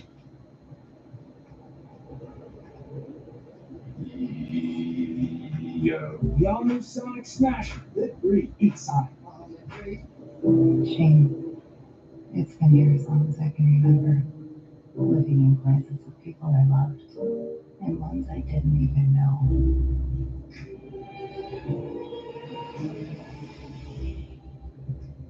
But what good is shame when it comes to help? Help is not about what we lose. It's about all of the things a life can gain.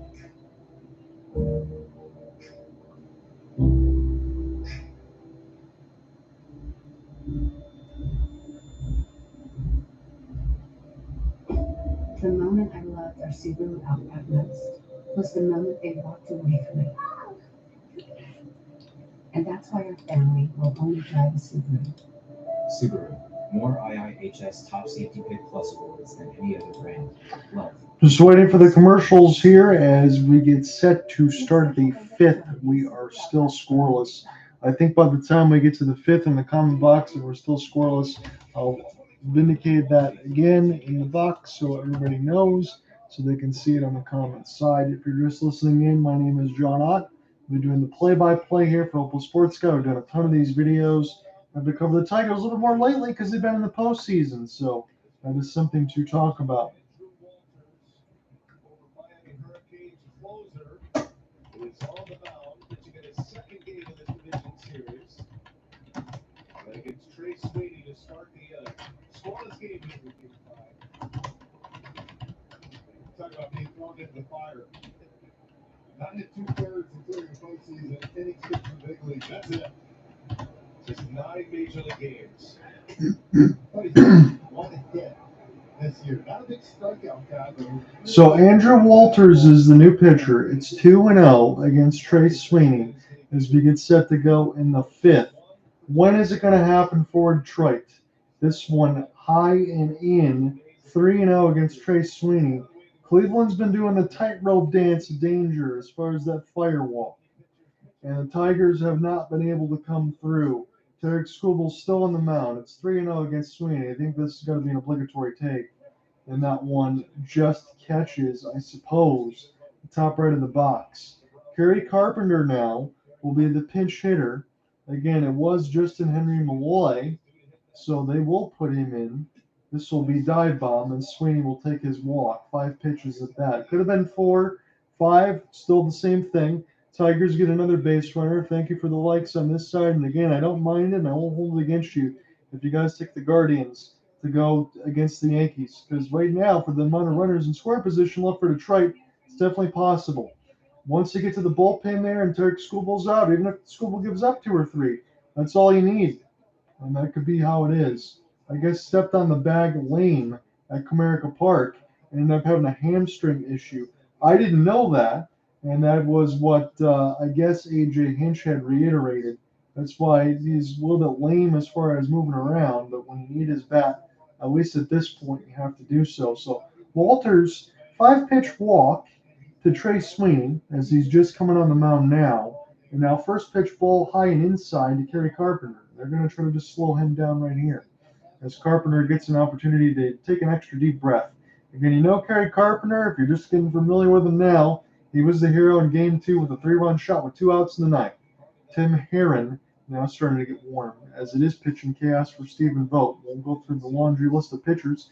I'm used to this for the Detroit side. It doesn't bother me. You got to get outs. I don't care. It bothered Michael Kay on the Yankees side. Not used to it seeing with all these starters, as we will get a warning intended to the batter here. And I'm not sure if that's going to be a ball or strike or anything else. I think it's the first time warning. So a little courtesy there for Walters as he was trying to get warm in, and Walters was still doing his thing. They're showing the Carpenter highlight. You'd love to see that now if you're a Tigers fan. Soft toss over there for Trey Sweeney, but he's back on the bag. So you had the meeting on the mound and then a toss over. So Kerry Carpenter's had a long think here. It's Sweeney at first from the walk. Boyd was the starter. He struck out 5 in 2 innings. 1-0 against Kerry. Way high on a 4-seam. 6 of the 7 pitches not in the zone. None of them close. 2-0. Kerry Carpenter can't get big here. Honestly, you might have to take a pitch and wait him out. Walter's taking a long time grabbing the rosin bag as he gets set to dig in now. Pitch clock down to 5. He's just trying to find the zone. Not close. Excellent block for Naylor because that could have got Sweeney to second. 3-0. Fans starting to boo now as they're getting restless. Again, 3-batter minimum. Walters walks Sweeney. They already had their mound meeting. 3-0 against Carpenter.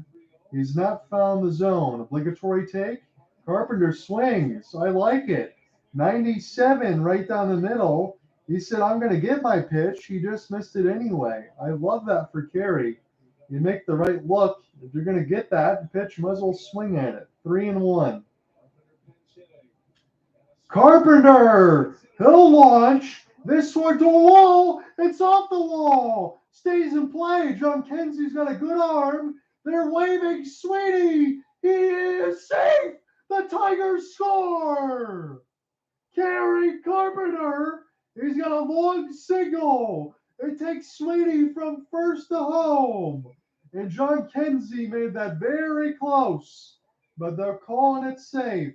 So Walters, it was a first pitch after a 3-0 that was swung on and missed right down the middle. Carpenter tried to get a little nasty. And on this next one was a little bit lower of a fastball. And Carpenter pinch hit with the hamstring and all. You know, he's kind of stuck at first. He's not going to run that well.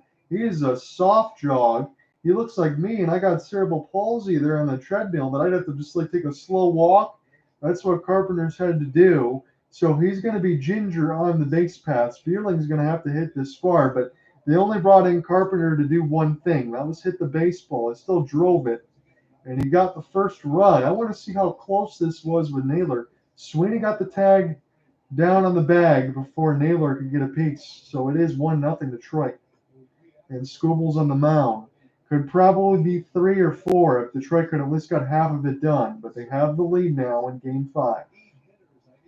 1-0 the score. No outs in the fifth. Carp's at first, but he's not going to run well. 1-1 against Vierling. Walters inside. Andrew Walters has not been sharp. He's been throwing balls all over the place. Carpenter burns him for the first run of the ball game here in the fifth. John on here with you on the call. 2-1 is the count against Vierling. 96. Late on a fastball. Make it 2-2. I'll get set to plug in my phone as soon as this Tigers top 5 ends. I might have to do it sooner. Strikeout, flyout for Vierling, just 118 with an RBI. The elder statesman at 27, and I use that in quotes. They need him to come through here. Walters not been sharp. Vierling trying to come through on a 2-2 to keep it rolling. Not close on a fastball, make it 3-2. You could, and I won't. They won't do this, but you can't really put the runners in scoring position. But you could if you trust Vierling, because Carpenter does not run well with the injury. 3-2. Vierling goes at man. Oh man, Matt Vierling. He's got to do better than that. That's the guy that you depend on. That wasn't close on a strikeout, and immediately they go right to the mound. So Carpenter at first, he got there was batter minimum. Carpenter gives an RBI single, and Vierling should have walked, but he punches out. We'll go to the bullpen again.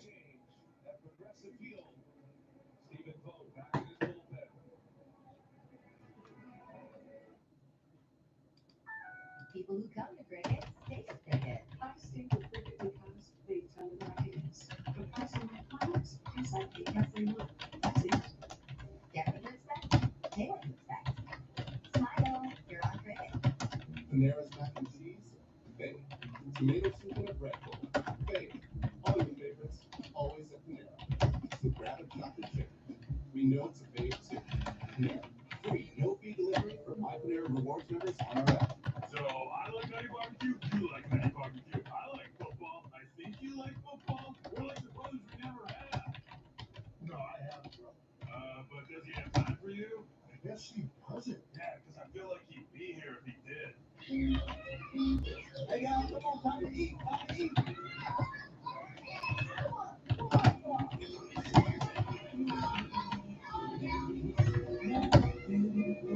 So let me give you this update. Detroit has scored the first run. We finally get our first run of the ball game. 1-0 Detroit as we're in the fifth. We get a pitching change. Seborowski is done.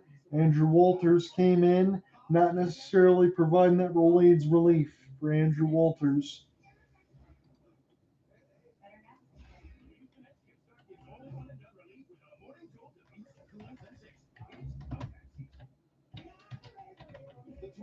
So Zeborowski inning in a third, 1 walk. Walters came in.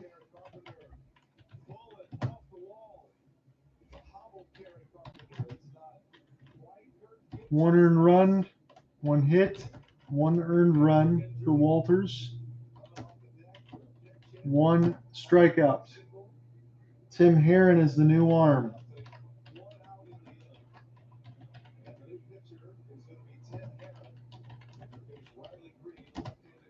So all these pitching changes, and Tarek Scobble's still on the mound, so you have to make sure he keeps warm. Tim Herron, one of the better arms in the Guardians bullpen, comes in. Walters made a mess a little bit, not being able to throw strikes. And Sweeney walked. Carpenter pinch hit, RBI single. He's at first. He's not going to run well. We'll see how long Carp stays in. Again, in the DH spot, can't do anything in the field. It is 0 for 1 with a walk for Riley. That is a dot for Herron, making 0-2. Look like a sinking fastball. Again, this is ahead of me, so this has probably got to be a double play here at this point if ESPN switched.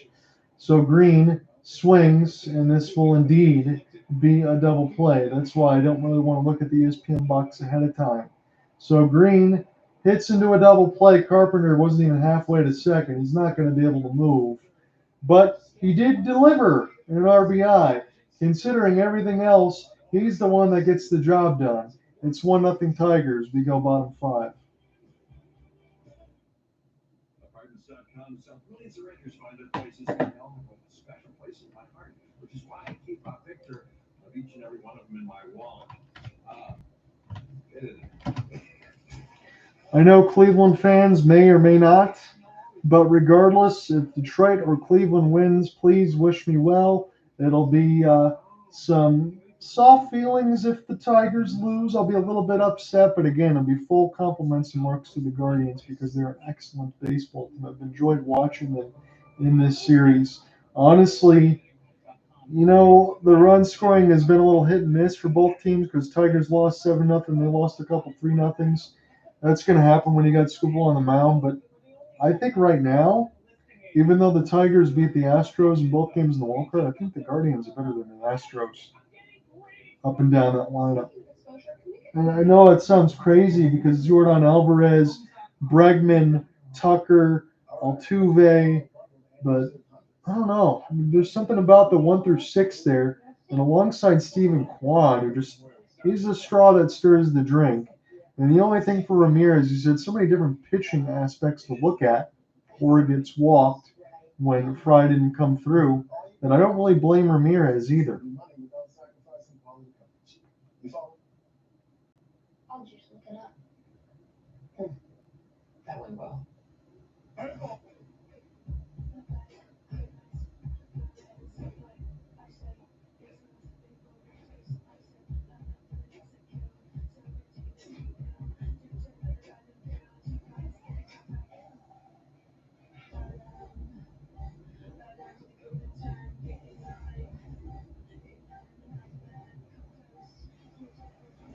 So we get set to plug the phone in here as we will get going for the bottom 5. John Hunter with you on the call. Again, if you want to follow along on MLB app, you can do so alongside Dan Dickerson. You can do so on the Cleveland side as well. Or you can listen to me on the play-by-play. I can't show you anything on the YouTube, but I will make sure that I give you the full play-by-play, give my call, and the game story as always. Again, any of you that follow in the videos, if you check back into the comments section, in that box in the description, I always leave the game story. I always write when I'm to recall these games. At Hopeless Sports Guy, anything that we cover. Sometimes the recaps, I don't do them as much anymore because I just don't have the time, but the full games, I always do the write-ups. So let's plug in this phone and get back into the play-by-play. So Tarek Skubal finally gets a run to work with, but it's only one. Andres Jimenez bouncing ball past third base, and that will be an easy hit and across the diving play. And good work there for Cleveland. They're going to try to go right at Tarek Skubal, as you imagine they would, after conceding the first run of the ball game. Vierling tries to make the play diving at third, and he was just not able to get to it. It was hit too hard, and now the Guardians could be in business here. Rocchio already had an infield hit, and then you get Stephen Kwan. So if Rocchio gets Jimenez the second, Kwan could absolutely make this a 1-1 game. 95. He got way too big on a fastball there. And this is where you got to take that extra breath if you're Rocchio. Calm yourself against Tarek Skubal. Because really, yes, your job is to get a base hit and not get any outs. But for me and Stephen Vogt, I would say like this. Get the runner to second. That is your only job right now. Because Stephen Kwan, who's hitting well above 500, is going to be able to do his. So that's the main thing for Rocchio for me. Get the runner to second. Stephen Kwan's going to be able to come through. That's the way that I look at it. 1-1. Tarek Skubal, 96. And this will be falling straight back. He's 62 pitches into his day through 4 innings. He's got Jimenez at first off a diving play from Vierling that was hit too hard to make. Stephen Kwan, he's the most feared hitter in the Guardians lineup to me. I know you can say Jose Ramirez, but I'm going to go with Kwan because he's that table setter. 1-2. Skubal trying to punch out Rocchio here. 89 just gets a piece of it. Out in front on a change up, he just gets the top of the bat head. on the baseball. At Progressive Field in Cleveland, John, out here with you on the call. There's nowhere else to go. It's ALDS Game 5, best of 5. Winner will take on the Yankees. Loser will pack their bags. As it is 1-2. Scoob will get the sign from Rogers. 99 punches out and a fastball in. And Rocchio, that is not a good at bat. It can happen sometimes against Tech Scooble, but you got to at least advance the runner, put it in play, do something.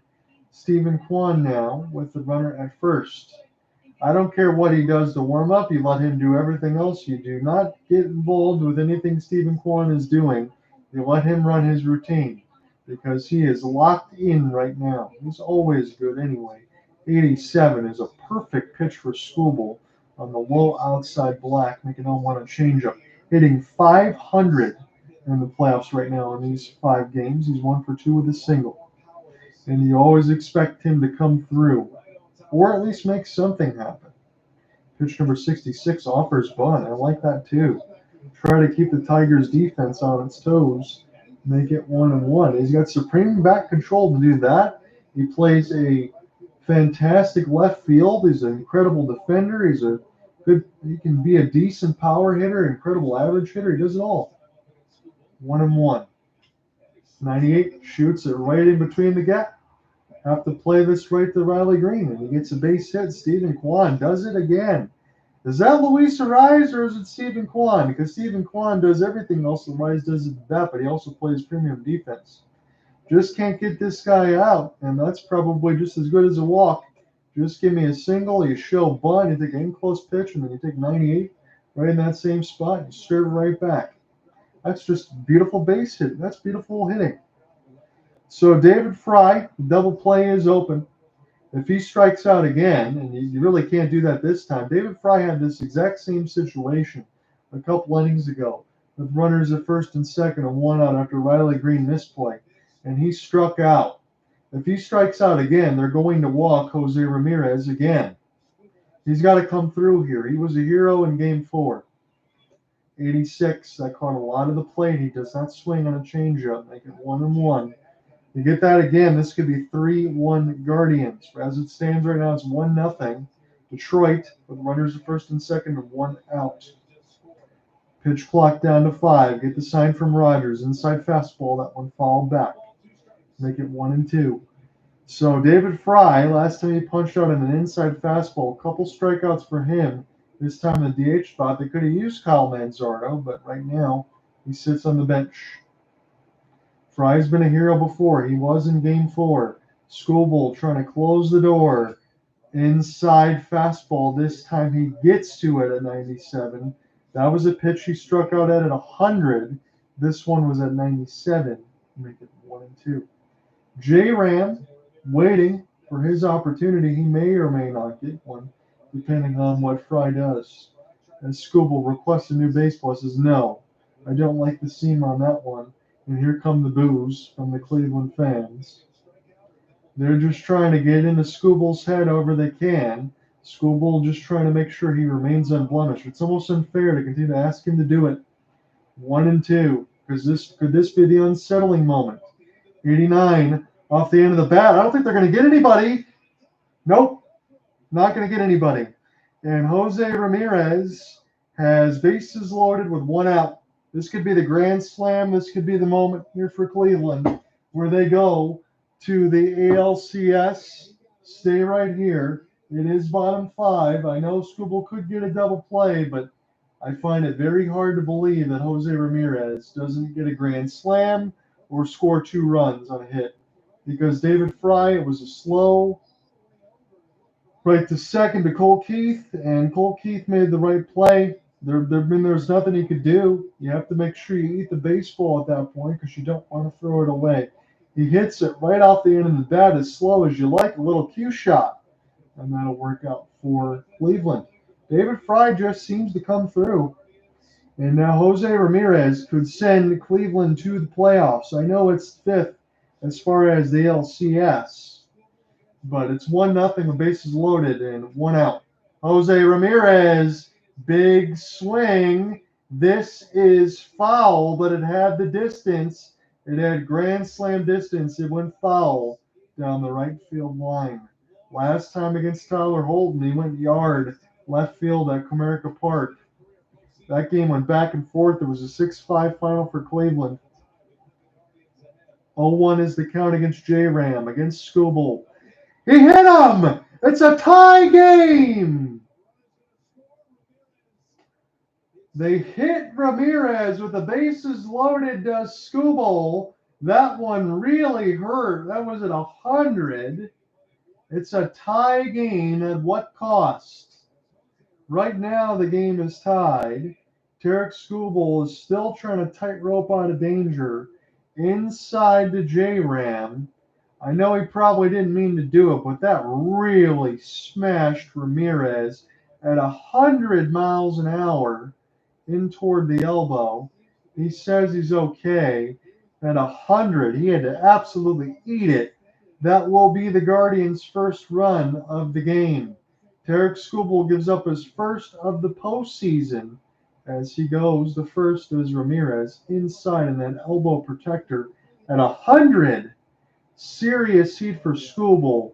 That one really had to hurt Ramirez, but he'll wear it happily as the Guardians have tied the game. Now, when Tarek Skubal eventually gets out to the mound, this is what I've been talking about all game. I thought he was going to give up 3 runs today. I said in 6 or 7 innings.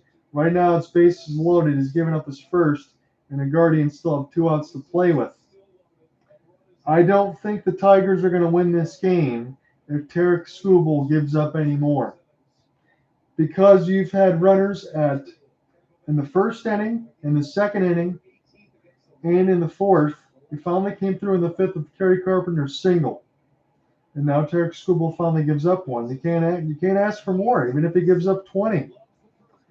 Here's the first pitch. Swing! This could be a grand slam! It's at the wall! Grand slam! And now it's going to be over for the Tigers. You can kiss your season goodbye. Lane Thomas, grand slam. It's 5-1. Write the storybook. It's over. I know there's outs left, but I'm calling it now. The Guardians are going to go to the ALCS, and I'm saying that when we still got all these innings left to play. Goodbye, Tarek Skubal. You got to give Cleveland their grand send-off. They earn it. You boys are going to the ALCS. You better clap. You better be happy, and you better jump up and down. Guardians are going to the ALCS. I'm calling it now, bottom 5. Tarek Skubal gives up the Grandy. Lane Thomas does his job. He loves the first pitch. He took Skubal deep. You might as well go watch football now and enjoy the Ohio State Buckeyes because I think they could put a spanking on the Oregon Ducks. This could be coming up all Ohio today. It's over for the Tigers. They're not scoring 4 more runs. I know they've been doing this over and over again. We're going to call this whole game. And I know my tenor is switched as Josh Naylor goes for the downs. This is going to be tough for Rodgers, but he makes the play. And now it's 5-1. You can't blame Tarek Skubal. And I said this. First slam for the Guardians since 2017 in the ALDS against New York. That was Francisco Lindor. They went to the World Series and lost to the Cubs. They're going to go to the ALCS now. They're beating the Tigers. And the Tigers have only themselves to blame. And through the first, the second, the fourth, I know they scored 1 in the 5th when Kerry Carpenter helped them take the lead. They had so many chances where even if Skubal gives up the grand slam, it would be a 5-4 type game. John Kenzie gets underneath it. Who wants it? This will be Sweeney. Call off everybody. The Indians, I should say Guardians, the Guardians do their job. 5-1. Jose Ramirez gets hit by a pitch with the bases loaded. That scores the first, and Lane Thomas goes yard. Grand slam. 5-1 Cleveland. We'll call the rest of it, but this one's done.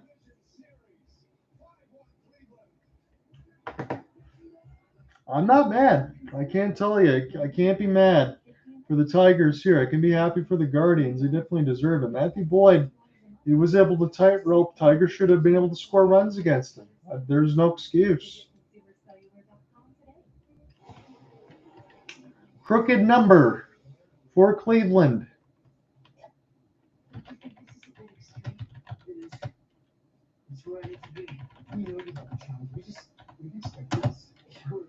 And if Fry, I'll say this too.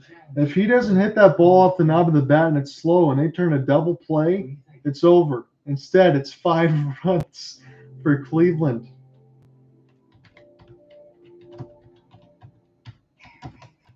How far would you go to set your home ambiance? Try Airless Essential Mist Diffuser. It's perfectly portable and glows like a mist.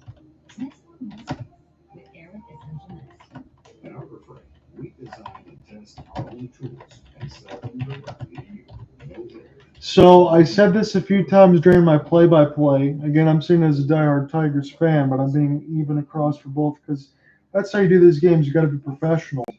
I called the game over at that point. Even with the hit by pitch, I said if they score again, they score 2 more runs, it's over. Now it's a grand slam. It's 5-1. Tigers have come back before, but now you have Emmanuel Clase and all of that. Again, Clase got burned one time by Kerry Carpenter with a 3-run shot. It's going to happen. Tarek Skubal's going to give up some runs. He's going to get burned at some point. He can't be scoreless forever. It's going to happen. All those opportunities to score runs first, second, fourth. I know they got one in the fifth. All the times beforehand, you got to come through because you can't expect them to be perfect. Visit WUSA.com for special offers on select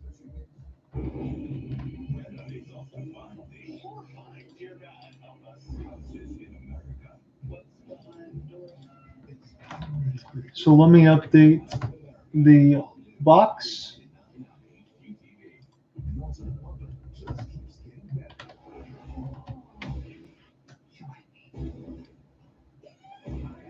I would feel bad because I know I had to, with Ian Genji, who's always joined in alongside the Royals, who got eliminated by the Yankees, and now the Tigers won by Cleveland. Both of us take a gut punch in back-to-back days. That would sting, but it is what it is.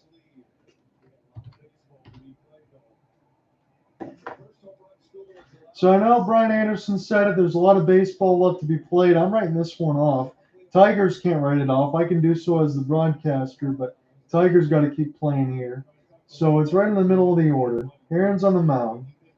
And Tarek Skubal, you know what? I think his day just might be done. I know you probably can't look that way, and it's probably the best some the Tigers still have, but you're giving up the 5. You just go to the bullpen. Maybe Cleveland scores more. Who knows? This game could get ugly. Cole Keith, try to make it 1-2, but the only thing you can do right now, if you're Detroit, is take these final 12 outs and work. This is your season. You've been doing it before. You were counted out. You had no chance to get in the postseason. But against this bullpen, I don't see it. We've been watching it for a month and a half, but at some point, it just doesn't. It's not going to keep happening. And you can't blame Skubal, and I won't. There won't be a single shred of blame on that. He can't be perfect forever. Cole Keith does not offer at the 95. Make it 2-2. So Heron, as it's been pitching chaos day, Cleveland's got to be happy with what they've gotten. I know you had the 1 run for Walters when he wasn't sharp.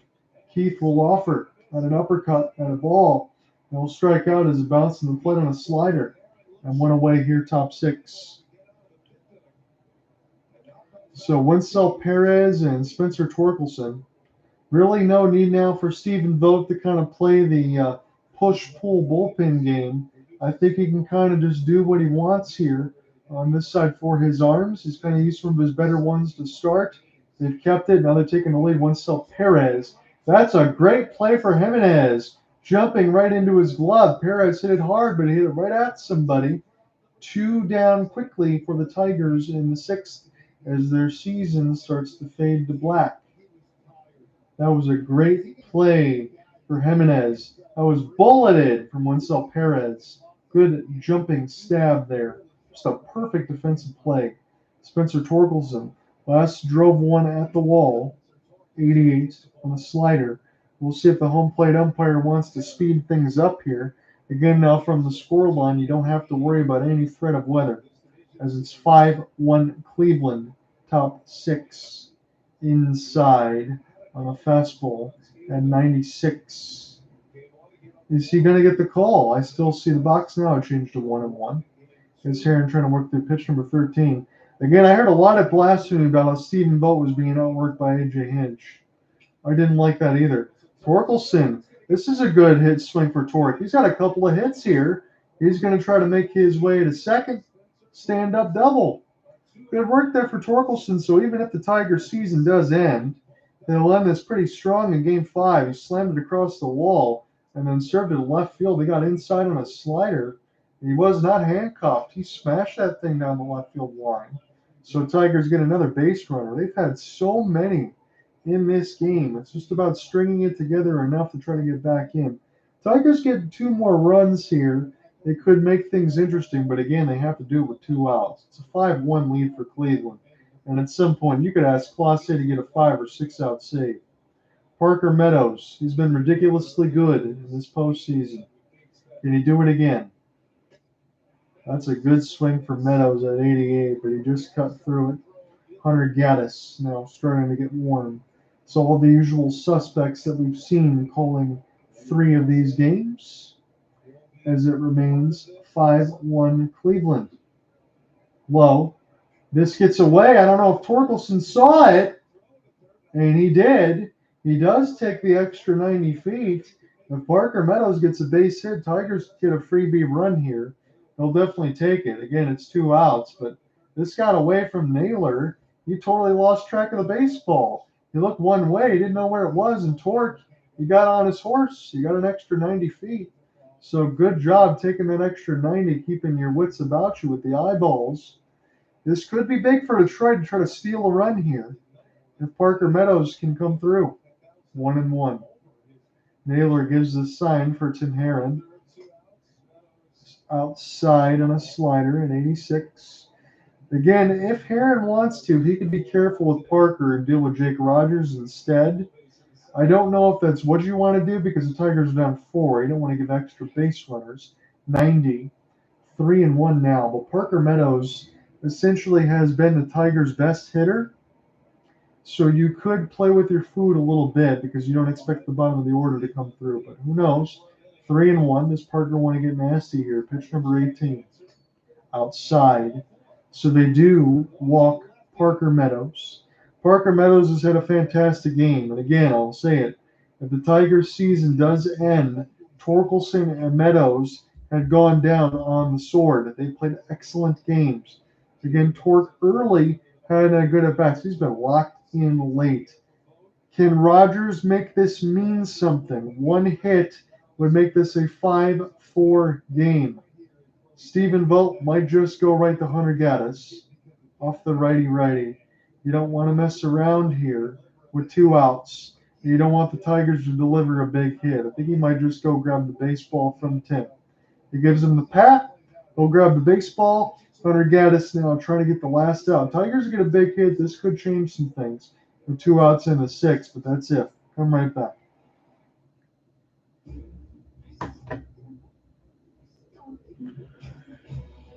So Tigers have potential brewing again, but all it's been is potential.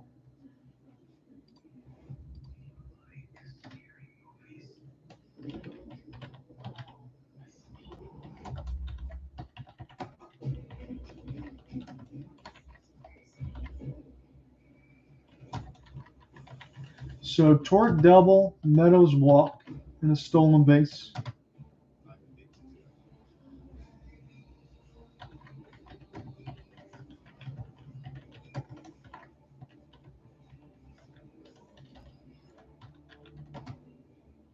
So let me take a look and see who the Tigers have used. So McKinstry, the lefty, is still on the bench. Jace Young as well. Bly Madris, if he really is in the Tigers lineup, is available to pinch hit. They've already burned Kerry Carpenter. And Dylan Dingler remains an emergency catcher. So if you don't feel like, and this is a big moment in this game, who knows if the Tigers are going to get another couple runners on in the 6th. If you don't feel like Rogers is going to come through, you could pinch hit for Jake, although Trey Sweeney is lefty as well. But it's 2 outs. Somebody's got to come through here. You got no choice other than that. You could use McKinstry, Bly Madris.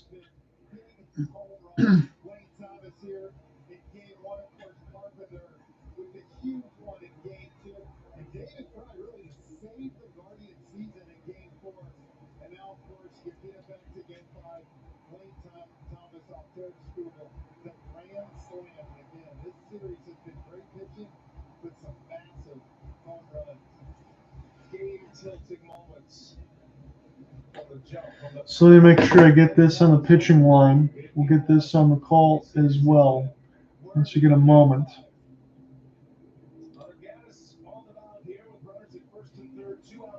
Herring an inning, a third, a walk, and a strikeout.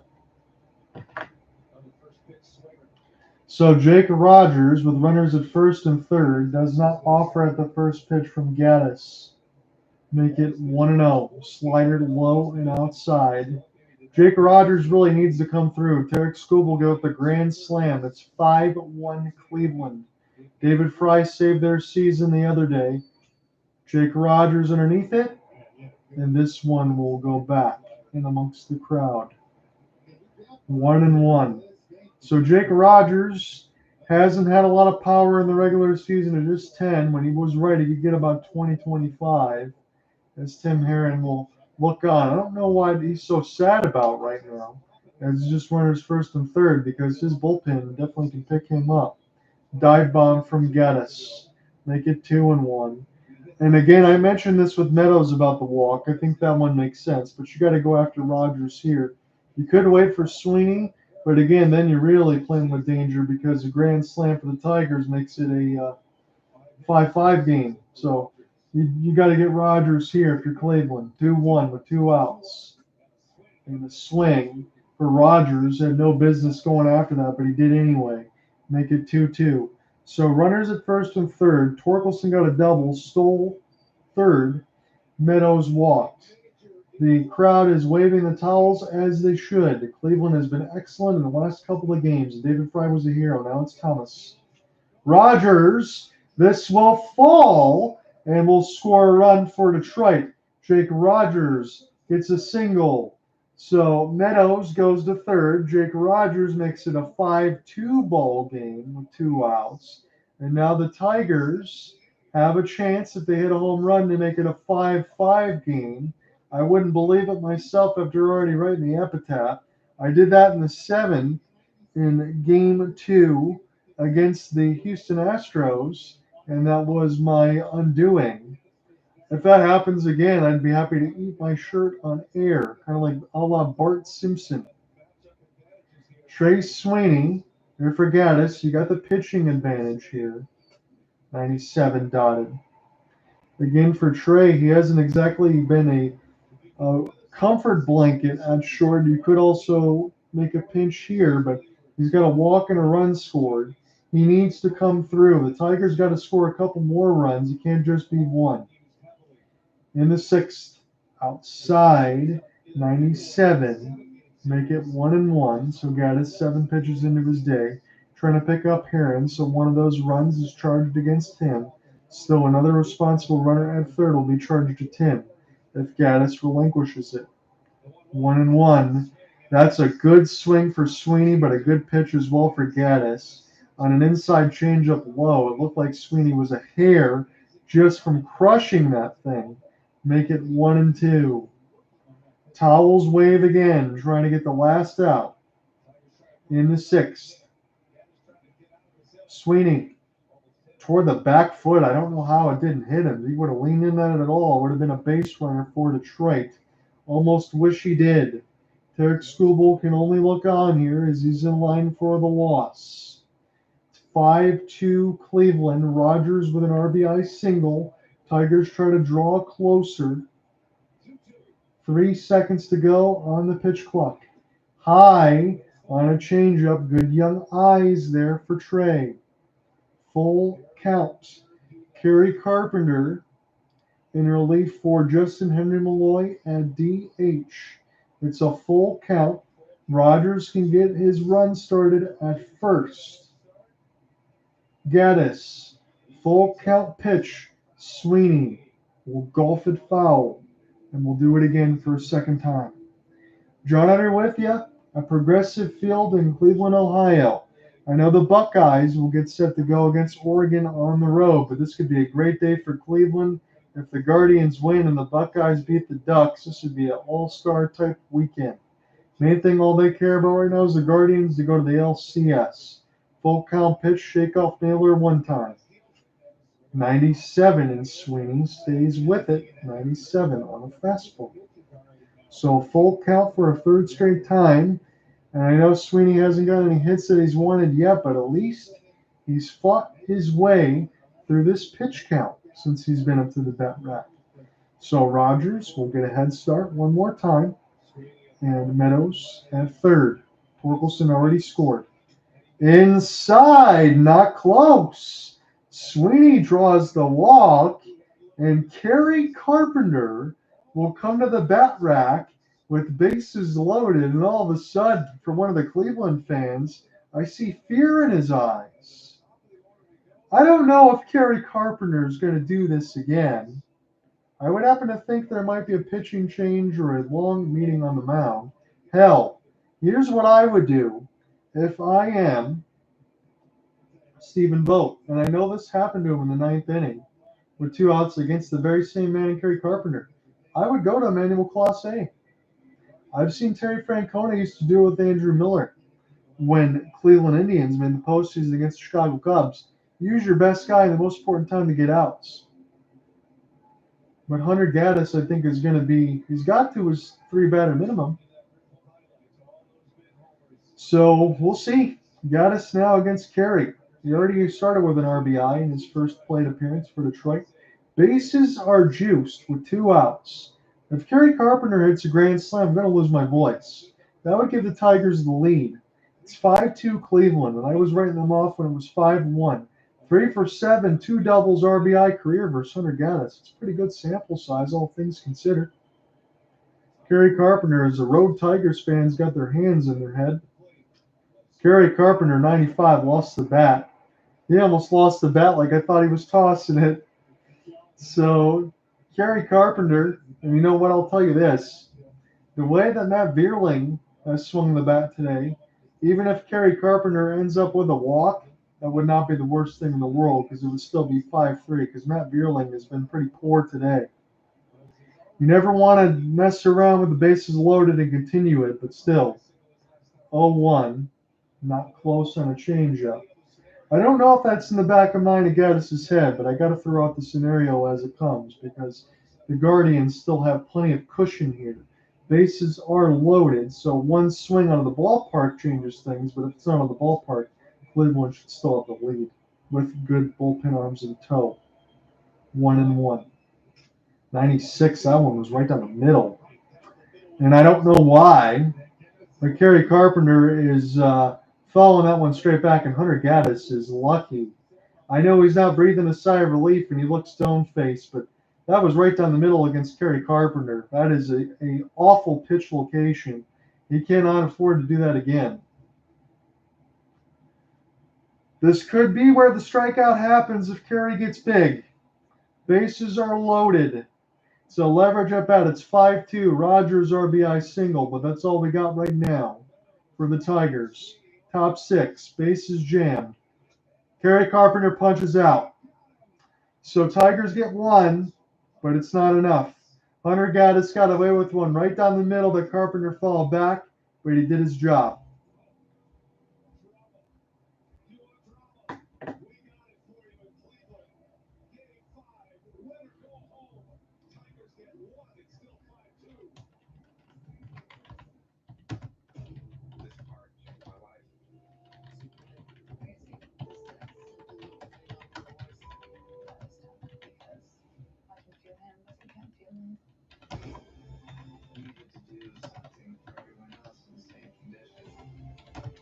You can talk about as much as you want, and I'll agree, because we got to play both sides, play devil's advocate, that the Guardians should be up. You hit the grand slam, you come through with Lane Thomas. I give you that. You're correct. Hit by pitch. But again, that's 3 more runners in scoring position for Detroit. You come through half the way, and this game is at least at worst tied. How many chances do you need to score runs?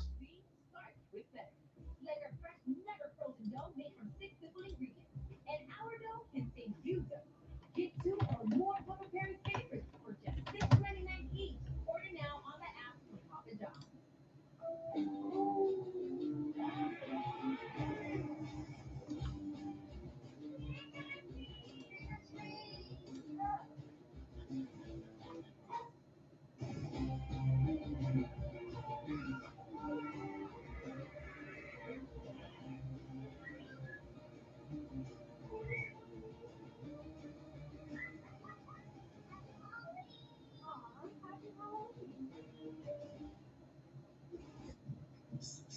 Meet Earl.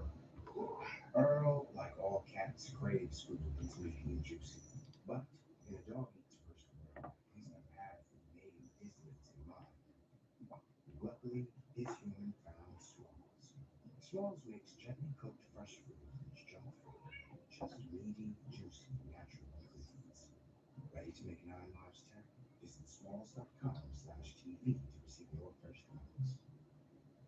Everything comes out easy. It literally tastes like it just came out of a restaurant. This is incredible. Distinct is a lifesaver. Discover the only system of chef-crafted meals, smart oven, and app that makes cooking as simple as scanning a QR code. With Tabala, you can easily explore a wide array of meals, thoughtfully crafted by talented chefs. So I keep remembering, got to go ahead and type this pitching line. So 1 1/3 for Heron.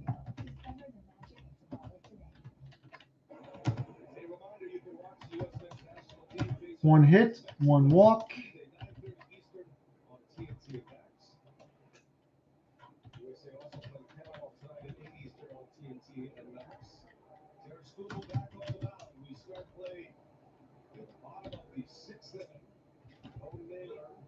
Quickly down 0-2. Let's see how Scooble comes back after giving up a 5 spot in the fifth.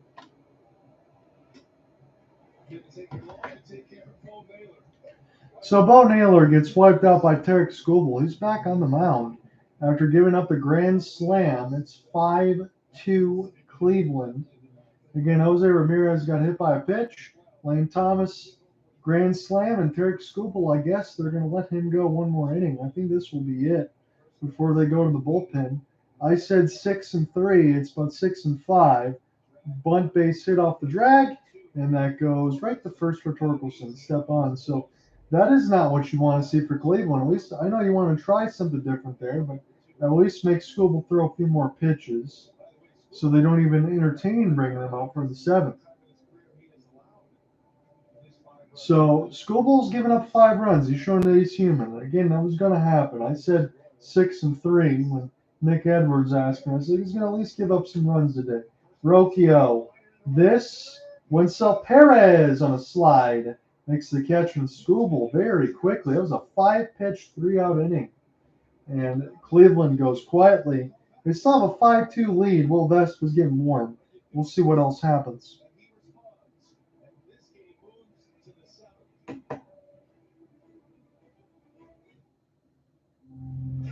Simply Safe, your safety is the only thing that matters. We designed smarter ways to detect motion for fast emergency response. We create HD cameras so you can see what's happening in your home from anywhere. All powered by Fast Protect technology. Exclusive I'll be right back. For faster police response. Get Simply Safe today. No contracts or cancellation fees. So you're never locked in. There's no safe like Simply Safe.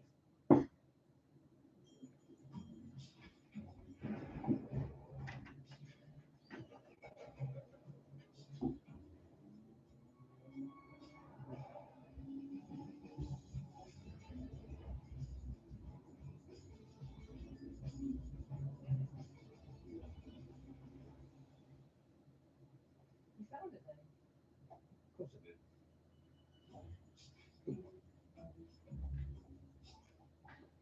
If you're in pain but need to stay mobile, you need Copperfit Rapid Relief, the revolutionary line of hot and cold therapy wraps that keep you mobile while you recover, no matter where it is. A breakthrough adjustable design with a soft gel pack insert in a lightweight copper-infused wrap for targeted hot or cold pain-relieving therapy of sore muscles and achy joints. If it hurts, Copperfit's got you covered. Get the full line of Copperfit Rapid Relief wraps, available at Walmart pharmacies.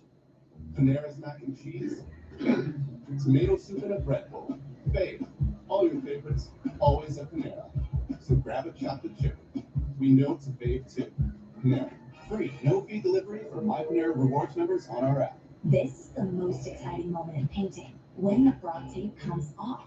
When it's best-in-class paint block technology creates paint lines so sharp, it will have you asking, what room should we paint next? Frog tape, when it matters most. This time of year, the gear means more. The logo has a season of grit stitched in. The hat brims go low. The jerseys blaze with postseason pride. It's postseason season. This is what players and fans wear to win.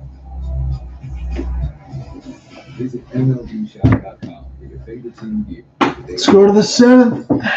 It's 5-2 Cleveland. The Yankees awaiting the winner of this game. They will meet the Bronx on Monday night, game 1 of the American League Championship Series. We can't wait to bring it to you right here. I know if the Tigers do get eliminated, that probably will open me up for Wednesday, Thursday hockey games. I was going to at least do 1. I might get 2, depending on what we get.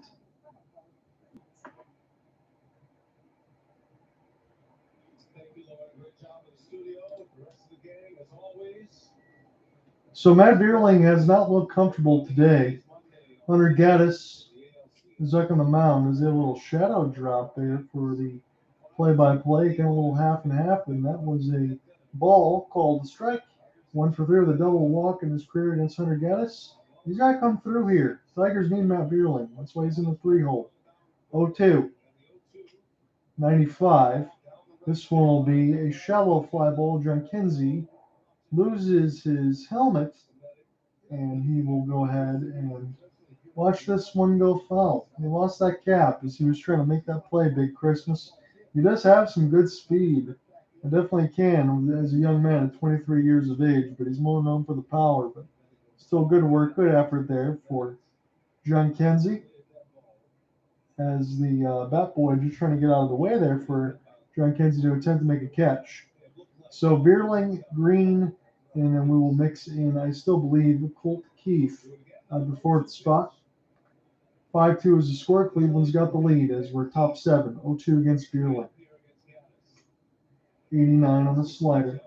Tigers have 9 outs to play with, and they need at least to score a run in each inning if you want to at least keep it that way, but probably more. They need a crooked number here. 96 because they got that with Lane Thomas off the grand slam and J-Ram getting hit by a pitch, and that's kind of still where we are. Jake Rogers did get an RBI single, but Tigers need to actually string together stuff in succession. They've got runners in the base paths, and that's going to be the moral of the story. They haven't converted. 89. If they converted on half of this, the Tigers, even with Tarek Skubel's 5 runs, this could be a 5-5 game at worst if they would have converted half of it. 2-2. As Clase still waiting. Strike 3 called against Vierling, and that was a ball. 2 of those called balls should have been, at least, were strikes, and Gaddis punches out Matt Vierling. I got to tell you, I'm trying to be as neutral as I can. That's a ball. I know it's kind of a comeback there on a curveball, and it's a good pitch, but if we're going to call it fair, let's call it fair. It's been called pretty well all day, but it's getting a little expansive now as we get late into this ball game. That's just me being as neutral as possible. 1-0 against Riley Greene. He's 0 for 2 with a walk. 267 in this ALDS. And that was right in the middle on a changeup at 80, but Greene will take it. Again, you have Colt Keith in the 4-hole, and Brian Anderson had mentioned whether or not Emmanuel Clause said they want to go 6 innings, which they could. See, that was the same pitch, this time outside, but called the ball. You got Cantillo, Clause, Morgan, and Williams left. And right now, Eli Morgan is the right-hander. That's getting well. They're using everybody right now in that Cleveland bullpen. 2-1. Riley Greene, this hit very well. This will drop in front of John Kinsey. And again, the Tigers have runners on the base paths. It's been this way all game. You just got to get to that next step of driving them in as Riley Greene gets a base hit. Tigers have done an excellent job of getting hits. They just can't string them together. 2 runs, 6 hits, 1 error. Honestly, it feels like 13, not 6, for the walks or everything else. Colt Keith 0 for 2 strikeouts. Greene's at first with 1 out, top 7. Outside on a fastball at 94. Again, Vierling should already be on base as well. It would be 2 on and no out. That's why a missed strike call is so big, especially at this point late in the game. as the Tigers are down 3. 1-0. Then it snapped back on a changeup, and that time it was accurately called 1-1. Inside black. That is a gorgeous pitch from Gaddis. I don't even know what you do to that because it looked like a curveball, but it had changeup speed. 1-1. Soft toss over out the half turn, but Greene is back in time. Again, some of the Tigers fans, I heard a small boo here in Cleveland. It's good to see them travel. It's not fun to watch your team lose, but that's maybe where they are right now after Lane Thomas plays hero. And Tigers play fault with missed runners in scoring position. 1-1. 95. Colt Keith, good swing. This is driving back toward the track. This will not be caught. Lane Thomas, I don't know if he read that well. Colt Keith going to get a double, and an RBI double for Mr. Keith. Makes it 5-3. I'm still keeping my excitement measured here for the Tigers. They scored 1 in the 6th, 1 in the 7th. Didn't they get 1 in the 8th and 1 in the 9th, and the score stays where it is? Then they have something, but I do think they need to put up a crooked number. Normally, I get more excited when you're seeing runs scored, but 2 runs still feels like an eternity in this game when you have Emmanuel Clase. They might go to Morgan now, then Clase. Boat goes to the bullpen. Gaddis relieved. We'll come back. 2 outs left to go. Top 7.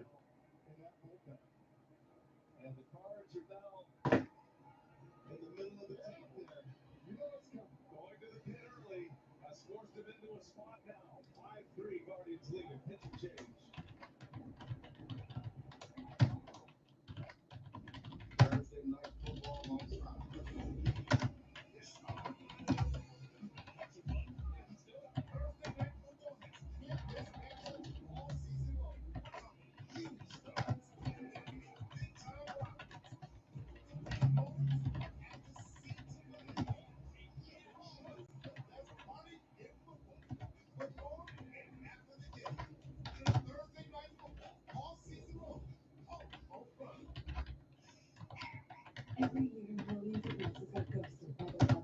New Airway Advanced, our groundbreaking plugin that pulses scent for staying power up to 60 days, plus a fragrance boost button. Diagnosis won't be ignored again.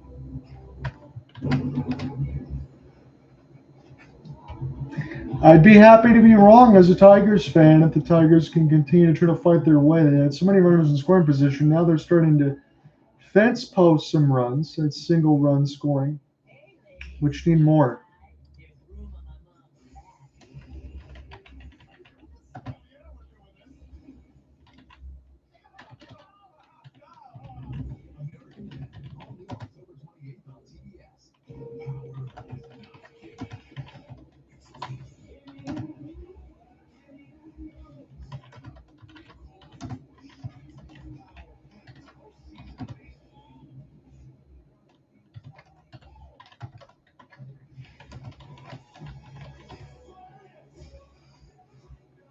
So Eli Morgan's going to come in. Let me check the handedness here, as it's the righty out of the bullpen.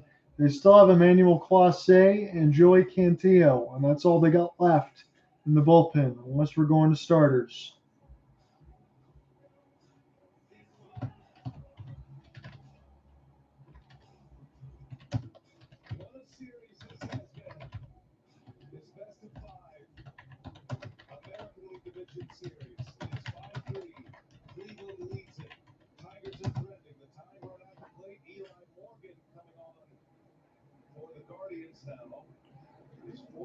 So now that Eli Morgan comes on, 3-0, 193, again, another stellar numbers. Everybody out of the bullpen for Cleveland has been excellent numbers in 32 games. Wenceel Perez in the 5th spot here for Detroit.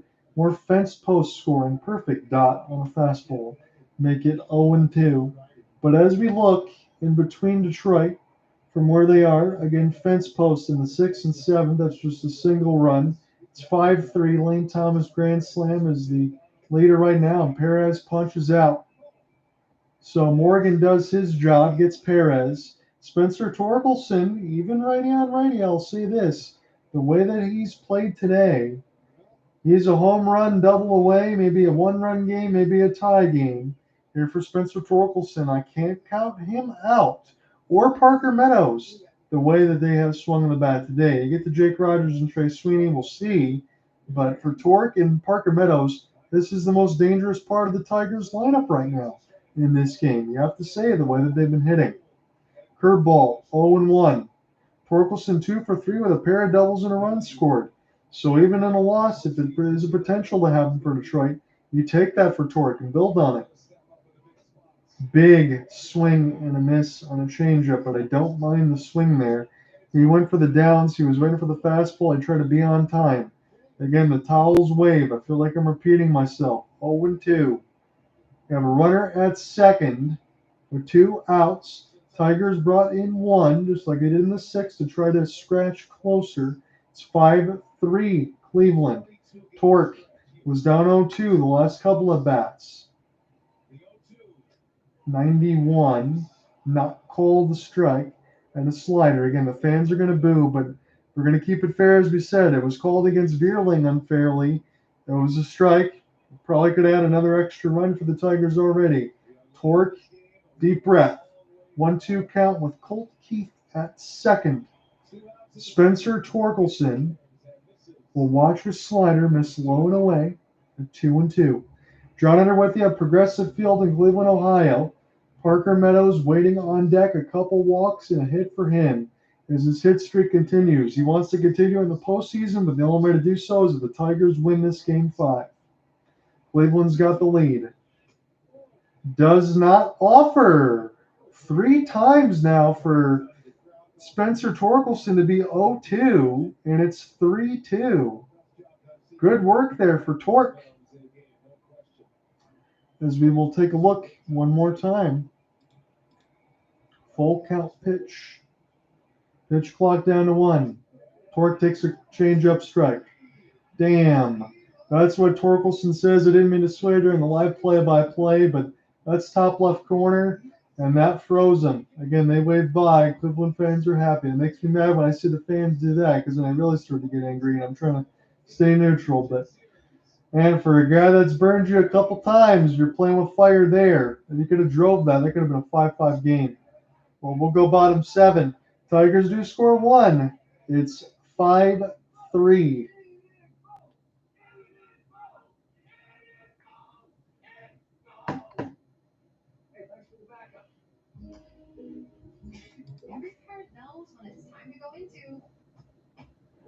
So Morgan's day might be done, but he did his job in relief of Geddes.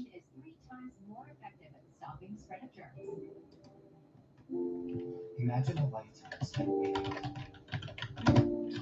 So 2/3 of an inning and 2 strikeouts.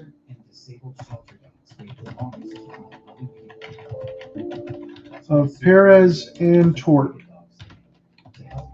So the score is 5-3.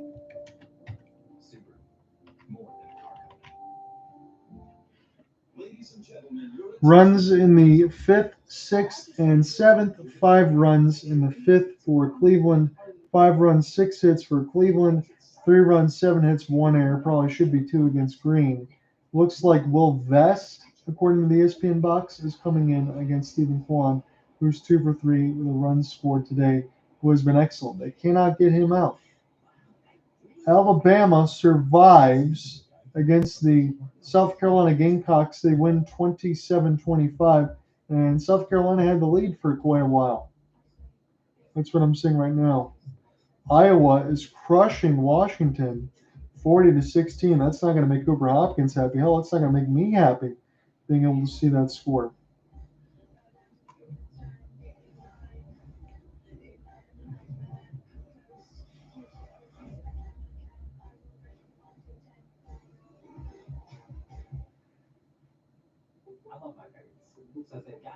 So final scores for you.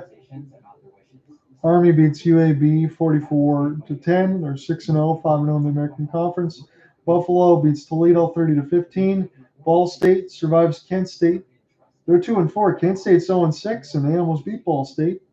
Wisconsin crushes Rutgers 42-7 in the matchup of the Big Ten. Missouri all over Mass. They won 45-3. Clemson annihilates Wake Forest. Again, Wake Forest opens the game 7-0 after the first quarter, 49-14. Alabama gets by South Carolina 27-25 with a 13-6 fourth. Those are your college football finals. To Will Best, who has been the number one option in A.J. Hinch's bullpen. He is trying to keep the Guardians at 5. It's a 5-3 Cleveland lead. Top of the order coming up. So let's get back into this play-by-play. It's Will Vest. Going to try to make sure he gets the job done. I don't know what they're going to do in the ninth for the Tigers here, but Vest relief Skubal after 7. His line is done. He went 7, gave up 5. I figured he was going to give up 3 or less. He gave up 5. Again, I didn't want to be disingenuous to any Tigers fans who think he'd throw another shutout or do any better, but I figured it was due at some point. Stephen Kwan again. Oh my goodness. He's having himself a great game. 3 of 4 now is Stephen Kwan. He just continues to serve singles. Again, it's a Luis Arias carbon copy, except for the defense and speed and everything else. But does not matter who he goes against. He just continues to deliver here for the Cleveland Guardians. They cannot get him out. And that's the one thing for Cleveland. And again, I'll say this. I think they're going to win this game. I called that from the 5th after the Grand Slam. You kind of feel like you had to. I called ball game at that point. The Tigers are trying to get back into it. This is the kind of effort they need from Stephen Kwan if they want to get to the World Series past the Yankees and then play the Dodgers or the Mets. If he could do this, and the rest of the lineup can kind of get matriculating alongside Ramirez and Fry, then yeah, they got a chance. But Stephen Kwan, I do think, needs to be the consistent table setter that he is. And yes, I will say it. I think Stephen Kwan's got to continue to hit in the 550s or above. He's just got to keep delivering. So Tyler Holton now getting warm for Detroit. Again, Tyler Holton's already given up a couple of runs. He got smoked in Game 2. He already gave up a run in Game 4. He cannot give up anymore, and neither can Will Vest. He's got to have a clean inning here if the Tigers want any hope against Clase. 95, and that bit Jake. He's going to need another extra second as that bit him toward the right hand. He looks okay. A little half smile there for Jake, the mustachioed man. As David Fry, this one goes in off toward the back part of the leg and the protector of Jake. Make it 2-2. Again, it's not the sparks off Alex Avila's mask, but Jake still gets beat up nonetheless. If the Tigers lose, what should I do? I'm going to go get some exercise and right at the store, get some food. As Fry, this is foul toward third, I guess. Wow, that would have been a double play for Detroit. That's called foul by DeJesus at third. Can I take a look at this? Yeah, it's foul. Safely fouled there. That would have been turned nonetheless. They would have finally got Kwan out on the side at least. You know he's already on base again with 3 singles, but just getting that double play would have been big. But David Fry, last time Q shot base hit, turned into a grand slam alongside for Lane Thomas. Inside pitch, number 1 foul. David Fry is a thorn in the side. I can say that. More so Lane Thomas, I know the grand slam, and Jose Ramirez, but David Fry is one of those guys you can't count out, apparently. We already knew that about Stephen Kwan, and that just goes without saying. You might as well just put him on first every time he gets there. Really no point of even having him swing because he's already going to get there. David Fry swings and misses. So I know he did get a single, which led to the grand slam and a run scored for him, but he strikes out for the 3rd time. I think he'll take it, especially with this team up 5-3. Now for Jose Ramirez, with Lane Thomas already hitting a grand slam, I think Jose is going to get an opportunity to swing the bat. He walked 1 time and then got hit by a pitch. He really only had 1 chance to swing. 88 liner fouled on the right field line. That would have maybe scored Kwan. He was all over that. Lane Thomas will be next, unless there is a double play. He is the hero with the grand slam, as everybody's chanting Jose right now. Why not? Again, he took about a $150 million pay cut to stay in Cleveland. 96 on a fastball down from Vest. Make it 1-1. So we're bottom 7. Again, you would only need one more time for Cleveland at the bat rack if Detroit can't find a way to at least tie the game. But it's bottom 7. Jose Ramirez. This is a bouncer. This is dangerous now for Kwan. He will take third. Jose Ramirez, that was hit in a perfect spot in between Torkelson and Keith. Nothing Wilvest could do, nothing the defense could do, as this was a grounder. Got past Torkelson off the jump and Keith. That was just a perfectly hit ball that got in between that middle infield toward that right corner. I really can't blame the Tigers there. Jose Ramirez just kind of guided it, and it worked out. So Kwan goes first to third. Again, that's why it's so big for Kwan always on base, because it sets up things for Thomas. Already got a grand slam, 1 out of 3 run shot. He loves the first pitch. He does not swing this time. Wow. That was a home run pitch to hit. That could have been 8-3 Cleveland. 0-1 is the count. 1 for 3 with a grand slam, 2 home runs, and 8 RBI for Lane. Inside, this is going to score a run, and now Keith falls. Oh my goodness. 6-3. Keith can't make the play. It was hit softly, but I will say this, as I think Tyler Holton's coming to the mound, but as Stephen Kwan got that hit, it sets it up again for the Guardians to score runs. They can't get the guy out, and then Jose Ramirez guides it, and this should be, as that was a partially broken bat for Lane Thomas, and he gets this softly the second, and even if Keith, let's say he fields that cleanly, he kind of stumbled a little bit. Let's say he fields it cleanly, I still don't think he has a chance to get the runner. Infield hit for Thomas. Big run for Cleveland. We'll go bottom 7. We're going to the bullpen. Tyler Holt might have to get 5 outs. Want the effects of Viagra, but faster? Meet Rose Sparks. They contain sildenafil and tadalafil. Sparks dissolve urine-detected. Dissolvables work faster than most treatments. See if Sparks are right for you at low-fat/Sparks. We've never spoken, but you've told us many things. You love some things and hate parallel parking. And occasionally, your right foot gets a little heavy. The Lexus ES didn't get in the studio. It became a cue. Delivering great customer service in the clutch is critical. Now, let's go to the question. We can bundle both your boat and RV insurance. Good price on much. We can help protect your car, boat, RV. With my platform. That's right. You can bundle your car and home. That's right, even business insurance. Right, Mark? Excellent focus. It's Kenny's birthday today. Oh, the special events like weddings. Great job. Way to keep it right on the how. Okay. For savings and service, get more with Geico. So it was, and I got to pull this back up here, and MLB. Well, I guess I don't need to on MLB RotoWire, but it was over under at 6.5 to begin this game. Well, we're over that. It's 9 runs total. Guardians, big extra run. Lane Thomas's 5th RBI. I don't think Colt Keith is going to be able to make that play anyway. I know he partially kind of stumbled towards second, couldn't make the throw. Thomas runs too well, and the Guardians get a big extra run after some fence posts going for Tigers from the 5th, 6th, and 7th. It was 1-0 Detroit. Top 5. Guardians made it 5-1. They've now made it 6-3 in the 7th. Tyler Holton comes on, and he's got to keep it at 0 the rest of the way. He might have to make five the last outs. So Josh Naylor can blow it wide open here as if it already hasn't been.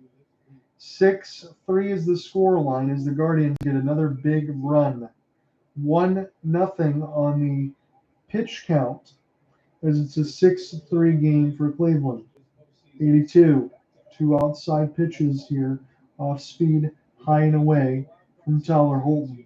He's not been good over the last couple games, but according to the season, Tyler Holton is a guy that's going to command the Brinks truck, and they're going to have to back it up if they want him. Tyler at 92 takes his sinker for a fastball. high and toward the black. A 2-1. Tyler Holton is not overpowering, but he does throw about 6 or 7 different pitches. Cleveland's got to feel good. I don't know if they're going to win a World Series, but this is a good young team, and they will be here for a long time. AL Central, they made their inroads this year. If the Twins didn't fall apart, the Tigers wouldn't even be here. But you had the Twins, the Tigers, the Royals, and the Guardians all in the mix of the playoff spot. Twins dropped out, Tigers got in, Royals got in, and the Guardians won the Central. You have to believe that the AL Central probably still runs through Cleveland. We'll see if the Tigers add. Chris Ilitch needs to spend money with this young team. They made a great run, but it's kind of like a Cinderella. You don't know if it's actually going to last. 2-2 here against Naylor from Holton. And he swings and misses on a sweeper. That was devastating there for Tyler. That's a big strikeout. And the Tigers need to keep this right where it is at 6-3. He's got to get one more out. If I'm AJ, and this is potentially the end of the Tigers season, I don't care what else they decide to do. You could go to Bobrisky if you want. I will lean on Tyler Holton to get these final 4 outs and keep this game at 6-3 at worst. Heading into the 9th, that's where I'm going with it. But I could also understand Bobrisky. I get it. Can't always get your way. Big Christmas. Waiting on a 1-0 pitch from Holton. This is at 90 and inside. He had a good bat speed there on a cutter. But make it 1-1. John Hunter with you on the call. I feel good about myself. I've been as neutral as possible for as devastating as this could be. Maybe not as bad because it's not the Red Wings. Because I really went nuts on some of that stuff against Montreal at the end of the year in games 81 and 82, but the Flyers didn't do their job. But you can't depend on everybody else to get the job done. You got to do it yourself. That's the way it always works. That's the way it always worked for me at the Oakland Press. I've been doing everyone else's job. As it's 2-1 against John Kenzie. Big cut on a cutter. And this one will go fishing for Noel. Tyler Holton has looked really good on the bullpen so far. He's only been asked to get 2 outs in this half inning, but he's got to keep it right where it is. 6-3. Cleveland with the lead, and Clase might try to get the final 6. Holton delivers. This is kept with on a 4-seam. Down low, goes and gets it, and falls it straight back. 2-2. If Cooper Hopkins or Alec Nava are seeing the scoreline, I hope they're thinking of me and wishing the Tigers well to try to push them ahead. Who knows? 2-2, the pitch count. John Kenzie fights it off again on a cutter. He's staying with these pitches off the plate as Holton, and Noel is fighting them off. I see a lot of Indians jerseys. I don't see a lot of Guardians jerseys. I do see a lot of Chief Wahoos, and I love that logo. I wish they'd go back to it. 2-2. Inside out on a curveball. This is a slow roller. Sweeney's got to hurry. They will get Noel. So we'll end the 7th. Cleveland scores a big insurance run. 6-3 Cleveland as we go to the 8th. And Emmanuel Clase, I'm sure, is lurking. Check out Mahomes' top 3 plays of the day. He's grabbing the T-Mobile to get that new iPhone 16 Pro on us. It's a little shimmy, shake. What you think, huh? Like you take my ice cream truck. Ice cream! You got an iPhone 16 Pro, the first iPhone built Apple Intelligence. Only face those T-Mobile savings and calls with 10%. Now at T-Mobile.com, get the new iPhone 16 Pro on us. Your families can save 20% every month versus other people. With so many choices on Booking.com, like this waterfront hotel, even Yankees fans are loving Boston. We're just keeping tabs on our rivals. While enjoying your hotel's view of the harbor. Is that what that is? And their well-reviewed clam chowder. That's all they have. Yeah. And are those your kids dressed as Boston lobstermen? Not our kids. We're not? Hi. With millions of possibilities, you can be a fan of any U.S. city. Booking.com, Booking.yeah. Another scoring update for you in the box. It's 6-3 as we get set to go to the 8th. Instead of paying for their crimes and receiving justice, Kamala will give criminal illegal aliens taxpayer-funded transgender surgeries. Surgery for prisoners. For prisoners, every transgender inmate would have access. Crazy liberal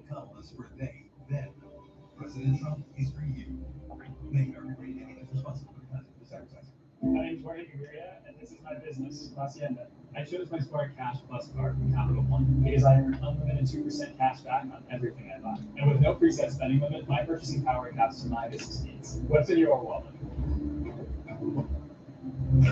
Only from Simply Safe, 24/7 lifeguard protection. This exclusive technology allows Simply Safe agents to help stop crime in real time. Stop. Police are on their way. For instant intruder deterrence and fast crisis response, there's no safe like Simply Safe. He asked me last night before this game started, Nick, he's like, who do you think's going to win? I said Guardians.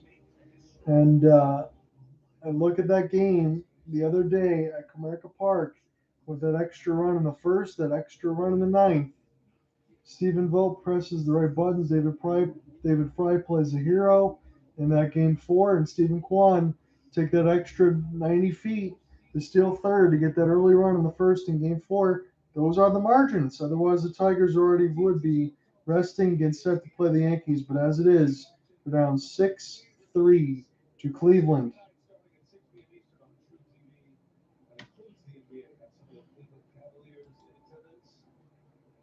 Up there, Darius Garland, among others. Stephen Vogt bringing on Austin Hedges, veteran catcher who was part of the World Series winning team last year with the Rangers. So Eli Morgan will continue to be out here. I think they will monitor how Morgan does until they go to Emmanuel Clase, as they are not messing around with Parker Meadows. He's 1 for 1 with a double, 2 walks, and stolen base. And that hit streak has already been extended. It's too bad Tigers don't score a few more runs. Parker Meadows could extend it a little bit more because he's had himself a whale of a ball game. That 6 and 7 between a couple of doubles for Torque and now Meadows has been the most dangerous part of that lineup. He has been a professional batsman. He's done everything. He's played great defense. Parker Meadows is sensational. 94 as this one splits the deck at 3-1. So I guess Stephen Vogt knows where the bread is buttered, and that's to stay away from Parker Meadows. If he gets another one, I wouldn't mind if he takes a big cut. 3-1. Walks again. Third walk for Parker Meadows and a double to go with a single, 3 walks. They did not go after Parker Meadows here. And if Vogt is on his way to get Morgan, that means Clase is going to try to get the final 6.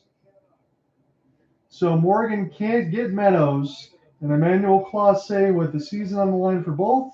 He's got the safe situation. It's a 6-3 game. He's going to try to get the final 6 outs for Cleveland to make them play the Bronx Bombers. Come right back.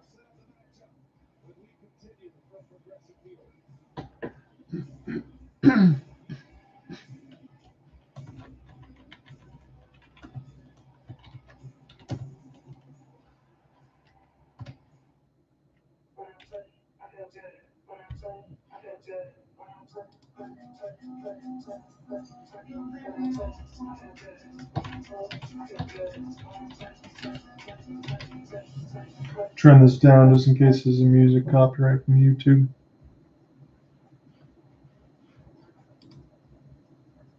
Again, I'm probably going to watch, even if the Tigers don't win. You can say good things about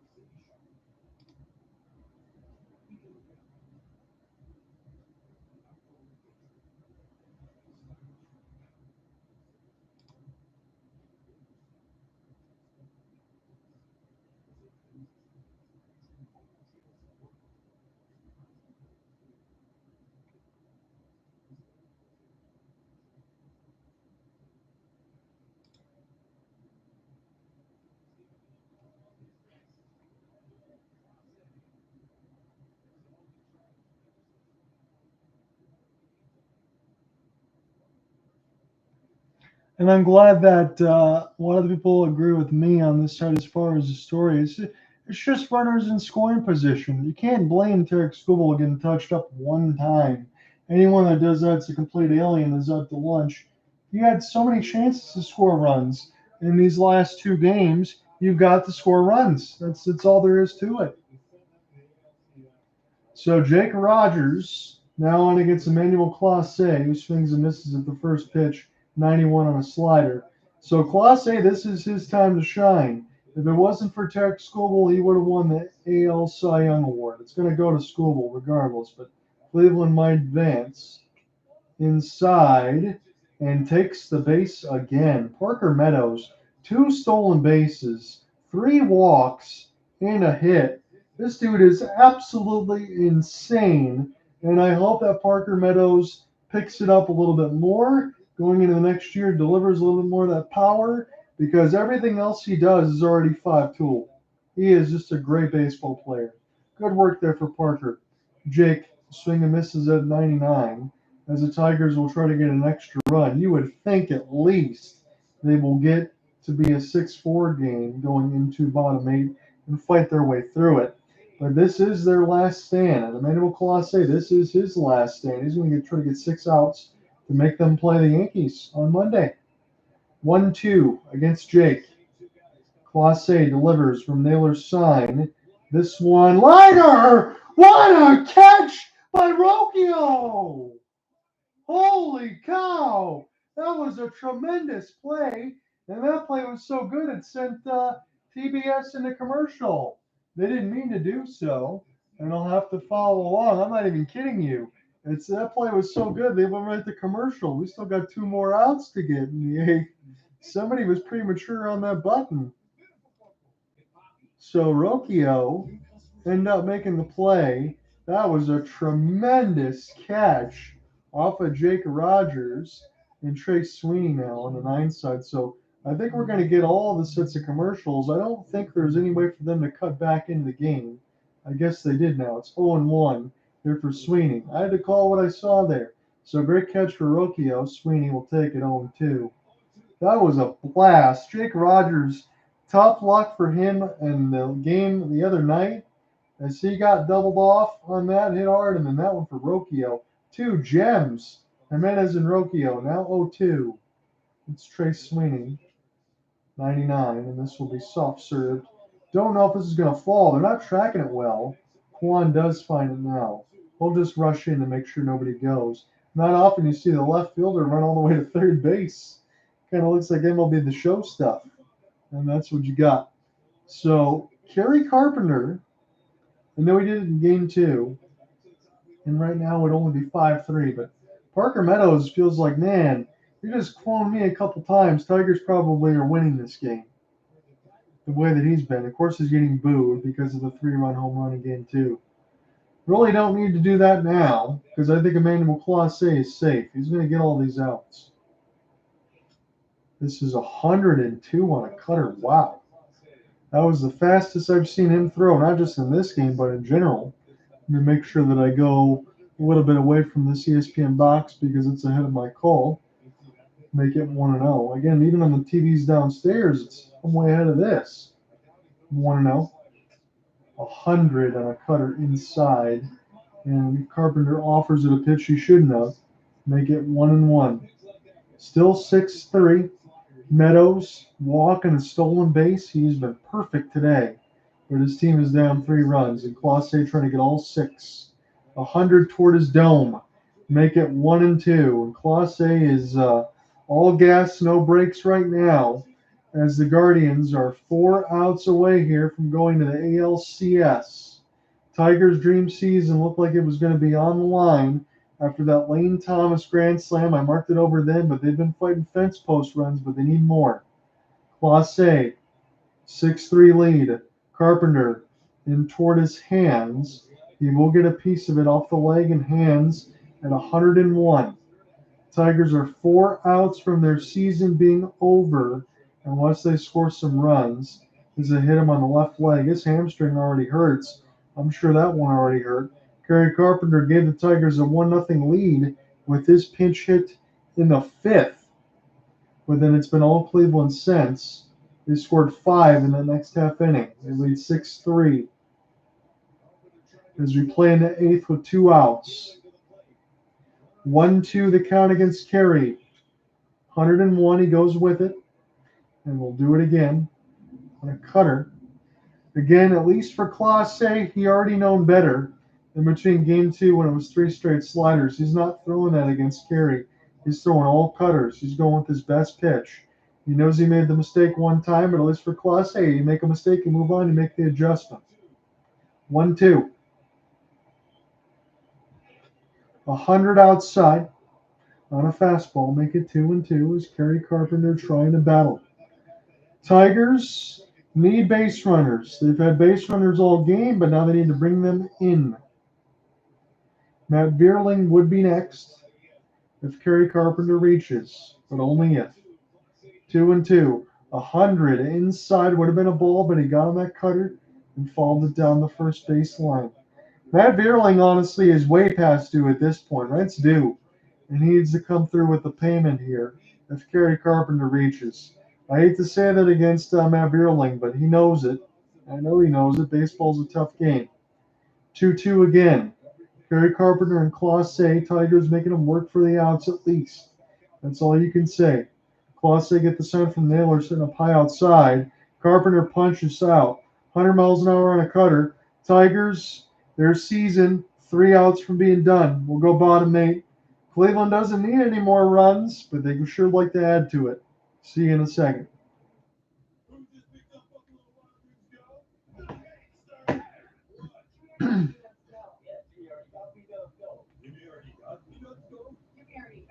Jimmy already got me up, go delivered. But did he get 10 free bonus wings? Yeah.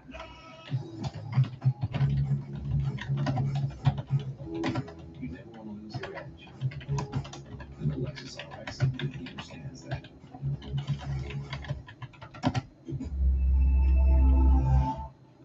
This is the most rewarding moment in paint when the frog tape comes off. When its best-in-class paint block technology creates paint lines so sharp, good hard to please clients winning 5-star reviews. Frog tape, when it matters most. At Papa John's, get an extra large New York style one-topping pizza for only $10.99.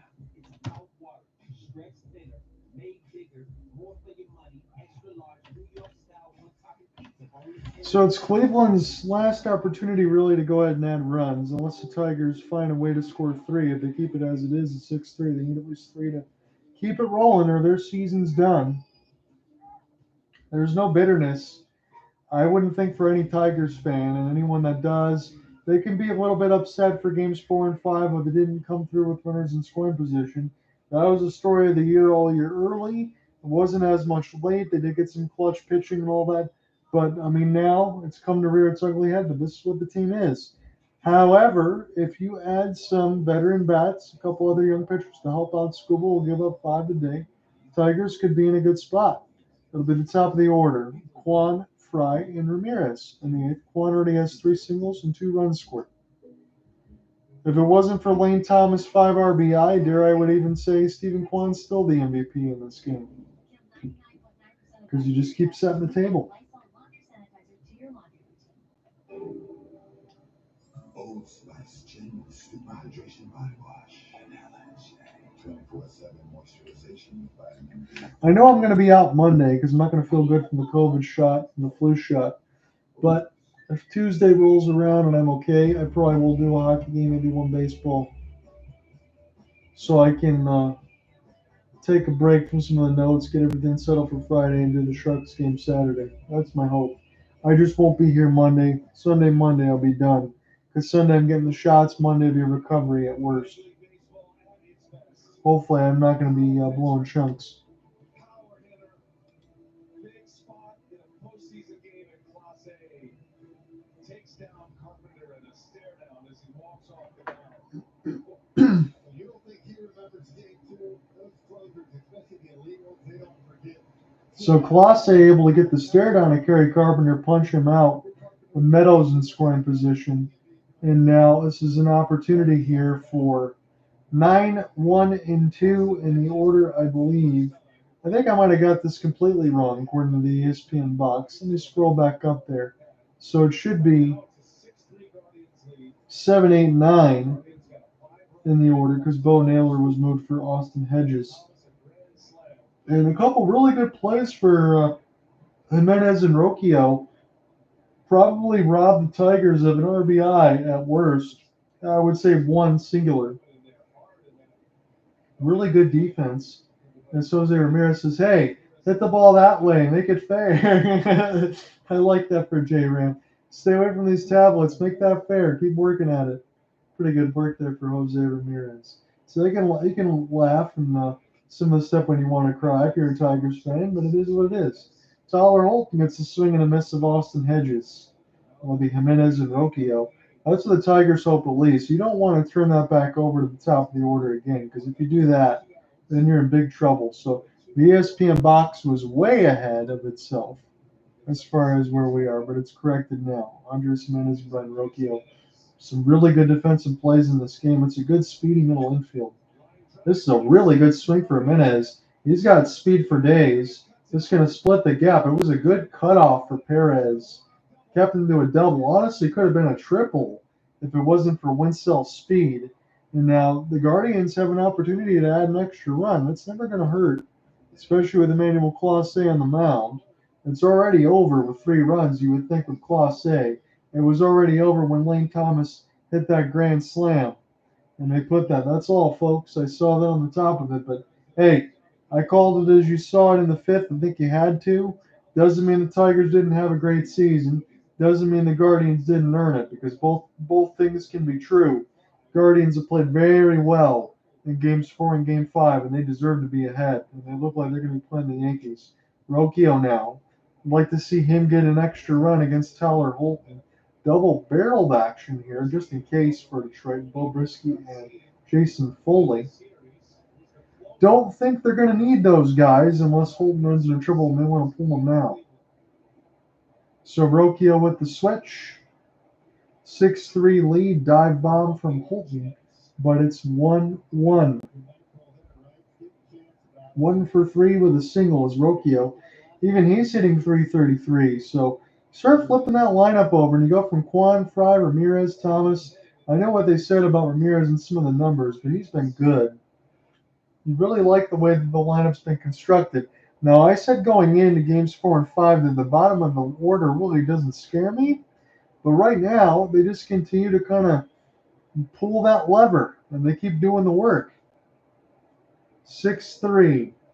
Cleveland out in front with a 1-2 count against Tyler Holton. And he continues to work his way. Does Holton try through Rocchio, but it's 1-2 for a second straight time. John Edwarthy on the call. I'm happy to be here regardless. I was calling Tigers postseason baseball, and honestly, this shouldn't have been the year for it. Stephen Kwan, 3 for 4. He will get one more opportunity. This is up the middle. This is going to score a run. This is huge for Clase. And now Rocchio makes it 7-3. There is no need to call off the Dogs right now. The Guardians are doing exactly what they have to do right now. They need to put the kill shot in on the Tigers.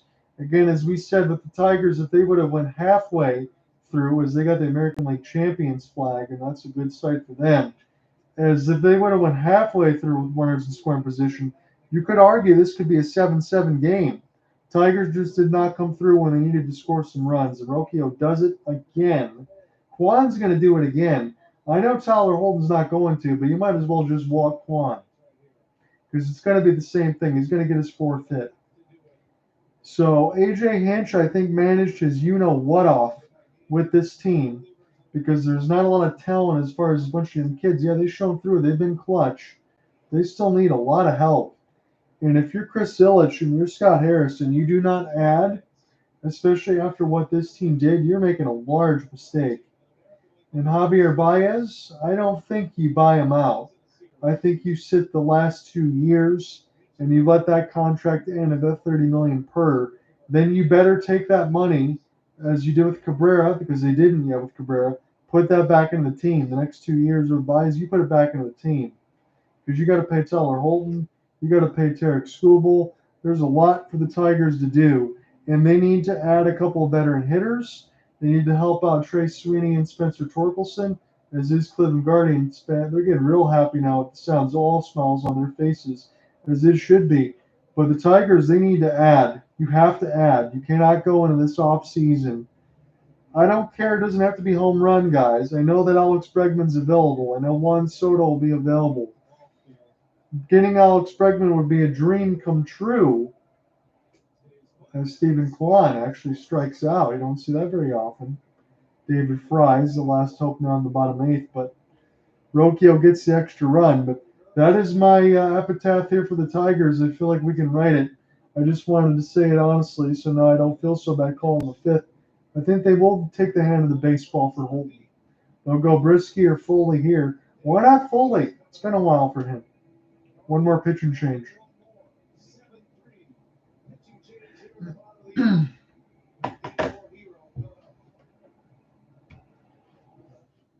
Here at Once Upon a Farm, we chose the Capital One Venture X business card.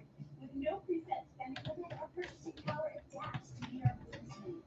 And unlimited double miles means we earn more too. What's in your wallet?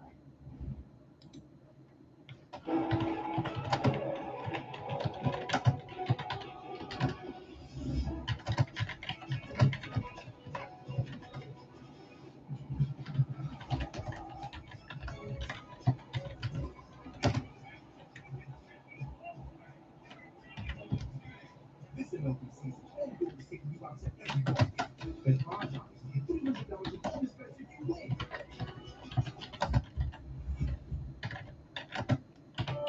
If you're looking for the one, find the home with a short commute to work.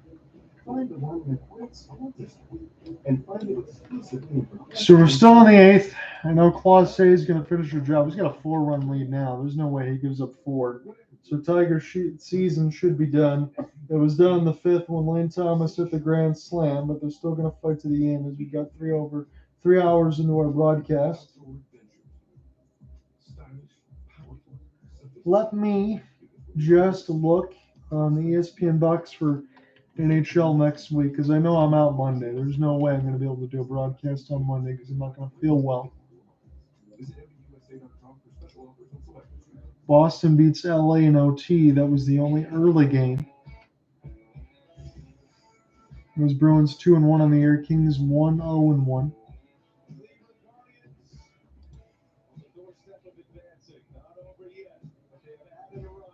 There's a lot of 1 o'clock games on that Monday.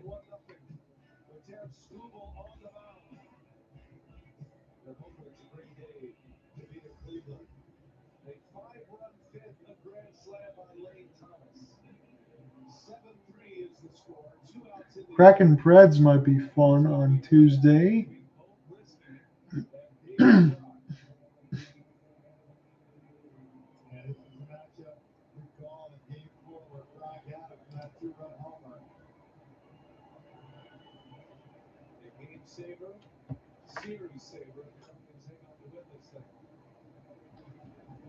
So last time Bo Brisky met David Fry, he was greeted rudely with a 2-run jam. That was a series saver for Cleveland. David Fry won them that game 4.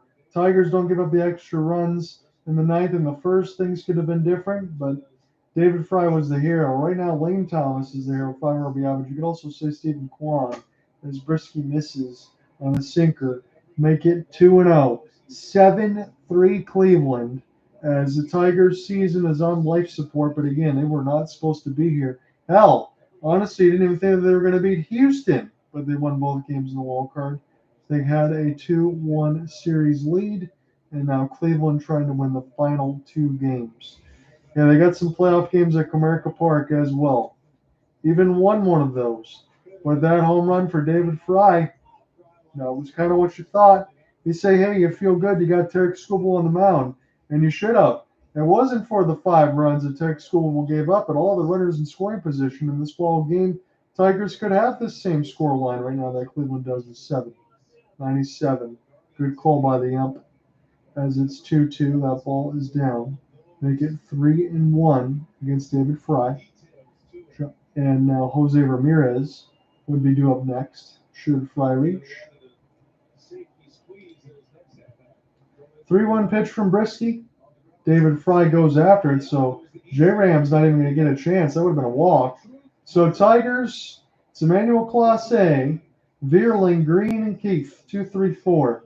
Other than that, it's 4 runs, and then you can go right to the ALCS to play the Bronx Bombers. Whatever you're into, Mercedes-Benz has an SUV for you. City shopping spree. Weekend getaway. Outdoor adventures. Stylish, powerful, sophisticated. Because when you're in a Mercedes, you'd expect nothing less. Mercedes-Benz SUVs featuring the all-new GLC plug-in hybrid with best-in-class EPA estimated electric range of 54. Might as well get the rest of the box ready, assuming the Tigers don't score any runs, and the Cleveland one is done. After feeding him Dusty Pickle for a while, I was like, this is not real food. It just smells so burnt and unnatural. Like, I wonder, what's even in this stuff? We tried that food, which is basically canned mystery. Then I found Smalls. They make high-quality, fresh pet food with human-grade ingredients, right to your door. But most importantly, And I already know who the player of the game is for. We already know for the Guardians that it's Lane Thomas, but it's Parker Meadows for Detroit, hands down. It's about as easy as it gets on both sides for player of the game. since they've gotten older, we had to have some not-so-fun conversations about their wishes if something were to happen to them. Madison is pretty funny. But again, can't be sad, not upset. I mean, you kind of expected this, that Skubal was going to give up some runs. It's just going to happen. There's no way he's going to be perfect. Was 5 too many? Yeah, but that's what happens when some of your defenders don't make plays, have to deal with some things. It's baseball. Stuff like that happens. The Tigers should have come through more with runners in scoring position. They lost themselves this game. Unless they score 4 in the 9th against Emmanuel Clase, season is over. And we're coming to the finish line here for 2 with Emmanuel Clase on the mound to try to send Cleveland to New York for the ALCS. You know, I always say in my series, you got to either beat a closer or beat an ace. And today, the Guardians obviously not over yet. They were able to get terrible. Not many people have this year. It was set up for Detroit. And then I think from an offensive standpoint for the Guardians, they've started to kind of wear down this Detroit bullpen. A lot of great arms, young arms, though. They're not used to that back-to-back everyday work, but this series has been right up partner. However it is, both fan bases, the 2 ballparks, these are 2 teams that are certainly on the rise. The Guardians were just in the postseason 2 years ago, but they missed last year. It's been a decade for the Tigers. They have record crowds in Detroit, and they have a very good young team that is only getting better. So I know Brian Anderson's saying it right now, kind of writing the Tigers epitaph. Again, I've been doing that since the 5th inning, unfortunately, as a Tigers fan. Cleveland's earned this. They've played well. They've got some late key run scoring. Lane Thomas with the grand slam here. Stephen Kwan, a lot of hits for him. David Fry was the hero. I mean, if he doesn't win that game there, Tigers go to the LCS, but he won that game single-handedly for Cleveland. As Matt Vierling now trying to get things going here. Last call for the Tigers. They got to score 4 against Emmanuel Clase in the 9th as he takes a slider for strike 1 on the inside black. Matt Vierling has not had a good postseason as he's 0 for 4 with 3 strikeouts in this ALDS. 98. That was a pretty good swing there for Matt, though, as this goes foul down the right field line. It will be Riley Greene and Colt Keith, 2, 3, 4 will be due up for the Tigers in top 9. They need 4 runs as we get set to write off the Tigers season and advance the Guardians to the American League Championship Series against the Yankees, you would think. It's a 4-run lead. Vierling, strike 3.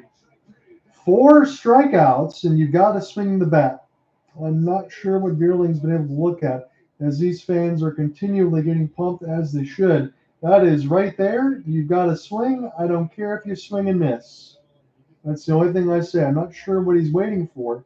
Especially, this is me. 16 strikeouts today, tied for most in a winner-take-all game. So that's also not good for Detroit, as they punched out too many times. 100, bouncing ball right to first. Riley Greene is done. And now the Tigers are down to their last out. Cleveland Guardians are all set to advance here and pop the champagne. They just need 1 more out. And Clase is making light work of the Tigers here in the 9th. Stephen Vogt's got to be happy as a first-year manager. Again, I remember him a long time with the Oakland Athletics, kind of bringing that stuff in. Grady Sizemore was a former Indian. He is the bench boss of the Chicago White Sox. I wonder if he's looking on. Cole Keith is the last hope for Detroit. 99. This one's taken for a strike. At least Cole Keith took a pitch because Riley Greene did not. I don't know what to even think about that. You got to make Class A work. 0-1. High. 99 on a fastball up toward the dome. 2 outs. Top 9. Cleveland up 7-3. They're 1 out away from advancing to the ALCS. Feel like they have the advantage of the Tigers going in anyway. Tigers at a 2-1 series lead as Cole Keith falls in. They're down to their final strike. They're going to get set here to play the New York Yankees unless Cole Keith can keep it rolling. Tigers are going to have to do so for a long time as they got to score 4 against Class A with 1 strike left. Crowd's getting loud. Dive bomb into a cutter. Again, they move this one up from about 608 to 108. It's 418 now in the East. Still the same thing for Cleveland. John Kenzie with the Aviator. Everybody excited now. Their crowd's into it. They're just waiting to celebrate. 2-2. Cole Keith toward first. Play it off the hop toss. And the Cleveland Guardians go to the ALCS. They'll be playing the New York Yankees on Monday. The Tigers' dream season is over. They lose this one 7-3. I'll have the entire game done for you at Opal Sports Guy. They advanced the LCS for the first time since 2016, and they're trying to do right since they lost to the Chicago Cubs way back when. It's going to be tough. Maybe Cleveland gets to the World Series, but I don't think in between the Mets and the Dodgers, and I'm not saying anything disparaging against Cleveland because they earned this, I don't see a World Series run. That's what I put in my notes. They're here now. They probably should be ahead of the Royals and the Tigers, the Guardians. I think that's where they are. This is where the Tigers season probably should have ended. But this is where they are, and now they'll play the Yankees on Monday. You guys have a good one. I'll talk to you probably Wednesday this week. Peace. 7-3 Cleveland.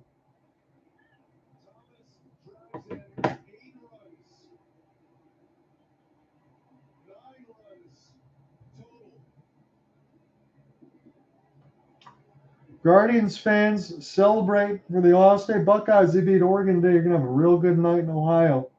You guys take care.